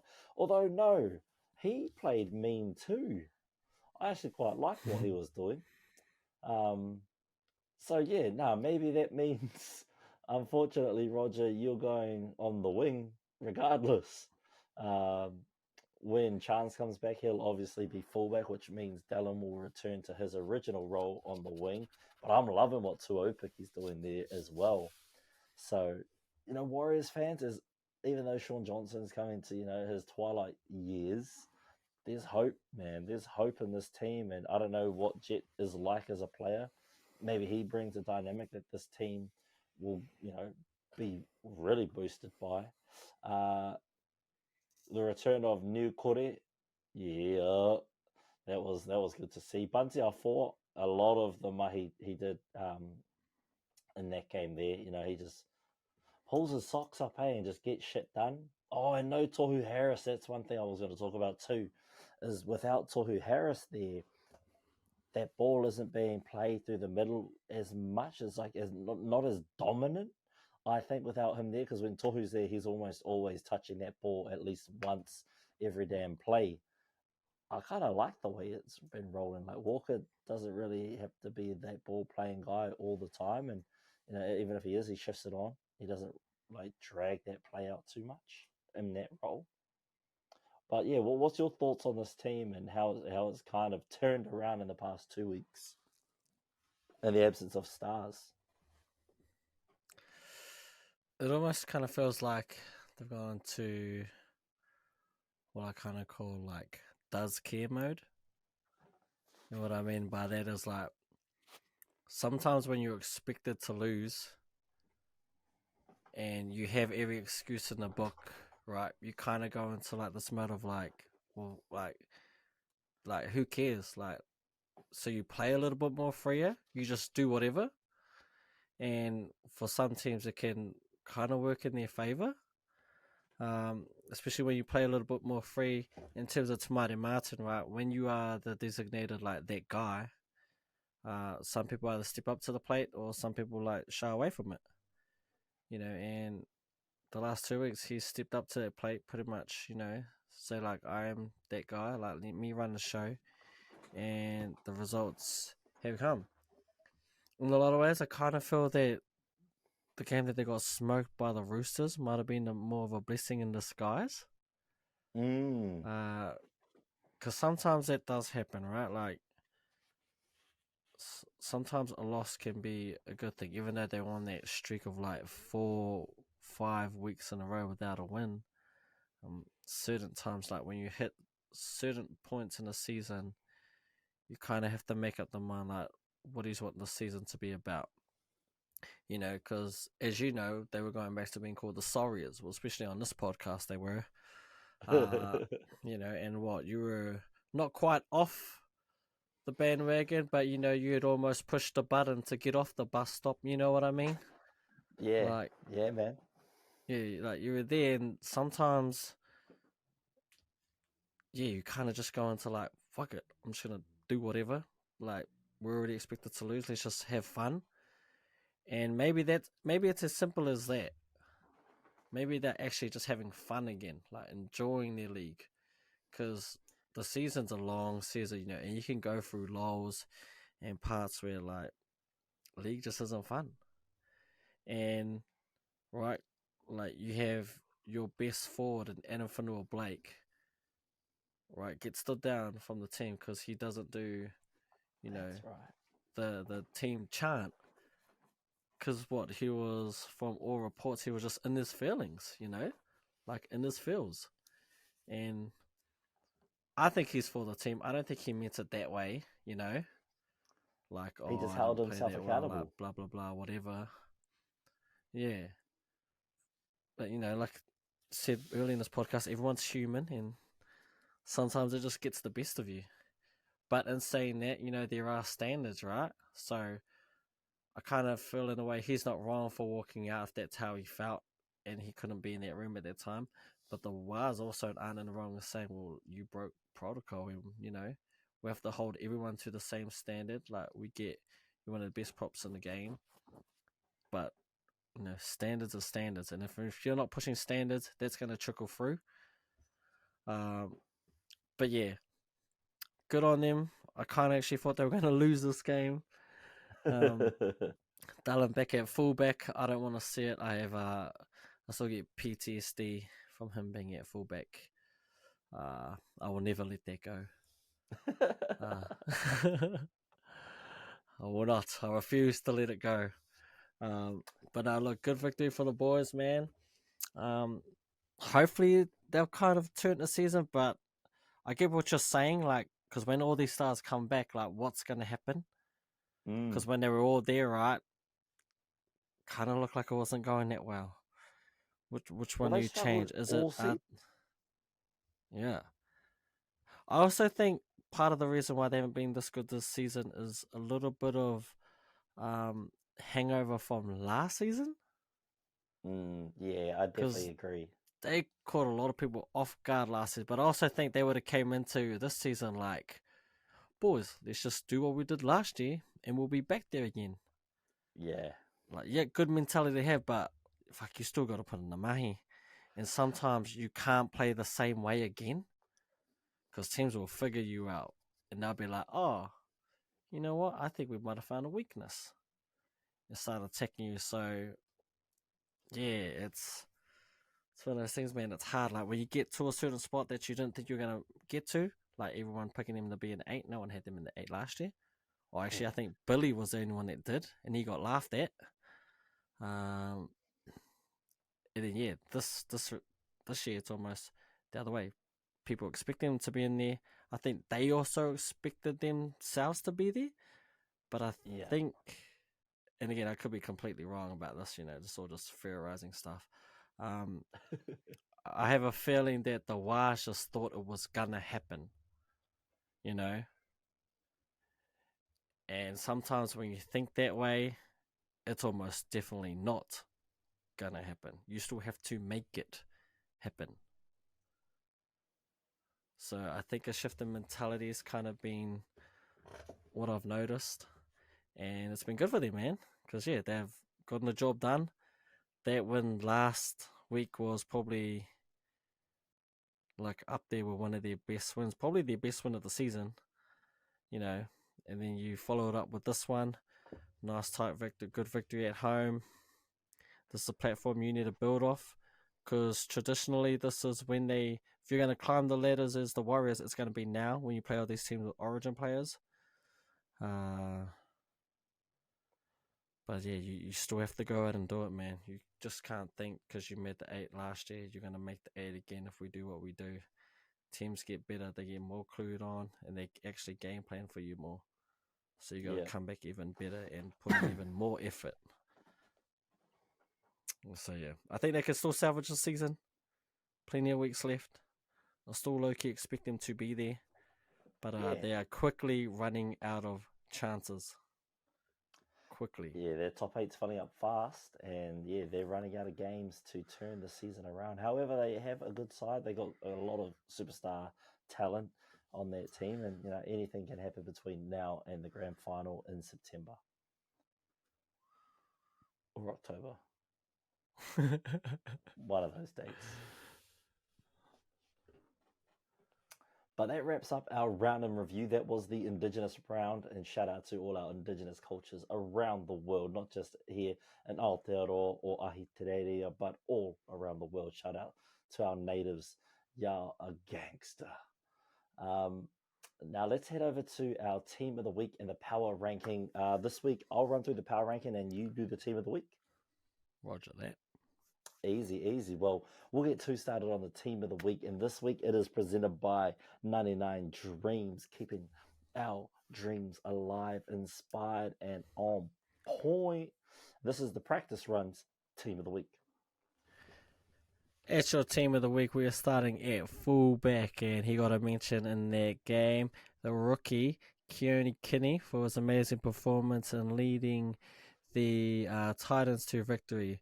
At one wing, we have, I feel as those guys like Energizer Bunny for us, Jacob Perez, dominant performance he had for the Bulldogs. It was kept off with 2 tries. His hard running was a big reason why we were so dominant in that second half. We have the superstar Joey Manu. Do I need to say more? He is a superstar, and I still cannot believe he is leaving. And for that reason, I also kind of like you, nobody hate the Roosters. I don't hate them that much, though. Still a fan of them, but I just cannot believe that he is leaving. Before we move on real quick, though, I heard Yes. another rumor about that. There is the potential that the Roosters buy out half his contract halfway through next year. So he plays that half season. Because you know how it happens over like that December period? Yes, yeah. Like held up and I went away and then came back halfway through a season. That's what the Roosters are looking at doing now. I'll try. To alleviate that cap space. So they're going to let him be paid out a lot by rugby and then buy him back cheaper. So that's just a rumor that I've heard or that I've read. Yeah. Well, if that rumor comes true, you're opening up the floodgates for every other team. And maybe that sounds like a topic for another day on the podcast. 100%. I just remember that just now. Yeah, definitely. Anyway, moving on with the rest of the team, we have one of your favourite players from the Manly Seagulls at centre, Tommy Talo. At the other wing, we have, in a losing effort, Jermaine Asako with 2 tries and, as always, keeps his team in the game with all of his kicks. To the halves we go, and at number 6, you have obviously one of my favourite players, Matty Burden, who was absolutely devastating, scored the first try, got 2 tries. His kicking game is what kept us in it in their first half. And then when we were dominant in the second half, he was pretty much a part of it all. To his number 7, we have Jerome Luai. Loki might have been one of the best games he's ever played. Oh, yeah. People have been talking about what's he going to look like without Cleary, especially when he goes to the Tigers. He's kind of rounding into form, and he's looking pretty good as a 7. So if I was a Tigers fan, I'd be hoping for more of that, and maybe I wouldn't be so worried about him. To the forwards we go. We have James Fisher-Harris, as always, just doing James Fisher-Harris thing. He is partnered up as the prop with Payne Haas. Again, scored that try, or the opening try for the Brisbane Broncos, and was just all around dominant as he always is. In the halves, we have Mitch Kini. I feel as though he's kind of come into his own. Like Uppy was there for so long, he was kind of the understudy, and there were times where he would start Uppy come off the bench, but he's pretty much made that 9 his at Penrith, and I can't see him going anywhere. So kudos to him. To the second row, we have Keoni Matangi from the Rabbitohs. Again, we talked about him earlier. Great player, he had a great game. And David Fifita, unlucky to be left out of the Queensland team, but he was not left out of our team for the 99 Dreams Team of the Week. And rounding out your team, is it who you would expect? No, it is not Paddy Carrigan. It is Isaiah Yeo. I know. Paddy, I don't know. I feel as though, has it been since Payne Haas is back? Or is it just because, like you've alluded to, he's just tired and kind of could do with a break? I think since the return of Payne, he's been more of a ball playing forward again and less running up the middle. Yeah. Because, man, when Payne Haas wasn't there, it was almost a shoo-in that Paddy Carrigan was going to be our lock. That's how dominant, he was. And, well, he still is. But, yeah, funny to see how, like, when Payne Haas comes back, you kind of notice him a little bit less. Maybe just because he plays that different role. Yeah. Yeah. And, I mean, he threw Payne a few hospital passes that Payne was running decoy on, and it just didn't connect. I think they got to work on that chemistry, getting it back together again. It's been a little bit, but yeah, he'll bounce back. We'll see. Yeah. Well, anyway, that was before the season's done. Yeah, without a doubt. Man, and that was your 99 Dreams Team of the Week. Hey, thank you. Now we head over to the practice runs power rankings. Let's go. I need a siren or something, man. All right, so we're going to go bottom to the top. We've got a few movers and a few shakers this week. Down one position is the Parramatta Eels after losing to South Sydney Rabbitohs, which means the Bunnies are no longer at the bottom of the power rankings. They move up one spot to 16th.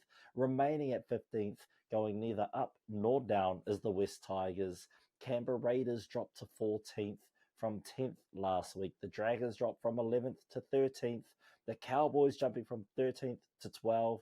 The Sea Eagles to 11th. The Warriors to 10th. And the Broncos fall to 9th.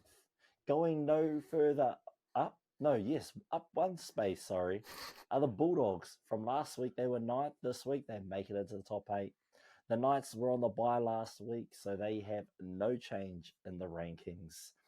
Coming in at 6th, we have the Gold Coast Titans, just swapping places pretty much with the Brisbane Broncos. And at 5th, and a big fall from grace, we've got the Cronulla Sutherland Sharks. In 4th, the Dolphins come crashing down from 3rd into 4th place after last week's loss to the Warriors. The Sydney Roosters make a big jump from 5th to 3rd after that big win on Saturday. Melbourne Storm dropped down one position into 2nd place, and the Panthers reclaim that top spot this week after a dominant performance versus the Sharks. And that is the power rankings, the practice runs power rankings. Yeah, we'll get some sound effects one day when we can afford them. But for now, we'll just make them ourselves. But Fano, that has been our episode. It has been such a joy to have the Brother 2 back on the show with us. It's always good having the Brother 2 with us here, spreading that Bulldog love with all of us near and far. So thank you so much for coming back, brother. Appreciate it. And to everyone listening, thank you all so much. I'm going to hand it over to 2 to wrap things up. Definitely good to be back, and get back into the groove. And, once again, shout out for holding it down while I was away. But we are back now. We ain't going nowhere. Yeah. So that means even more Bulldogs chat. And, look. Yeah, man. Dang, I haven't done one of these in a while, eh? Jeez. I ended up rambling on my one on Tuesday last week, sorry. Oh, that's right. And as always, we want to thank our fans and listeners, both near and far. We always love the support. And apparently we're growing a little bit, which is good, man. We're definitely here for it. We're open forum. We are a community here at the practice run, where everyone is more than welcome to be a part of the crew. And we're just here to pretty much bask in the thing that we all enjoy, which is rugby league. But we are here, and Origin season is upon us, and I cannot wait. Although, once again, I think that's just one thing that us as Kiwis have to not really big fan of, is what time kickoff is. Come on, man. Give us an earlier kickoff time. But but until then, we will see everyone on Thursday for our preview show. Until then, stay safe and chur, mā te wā.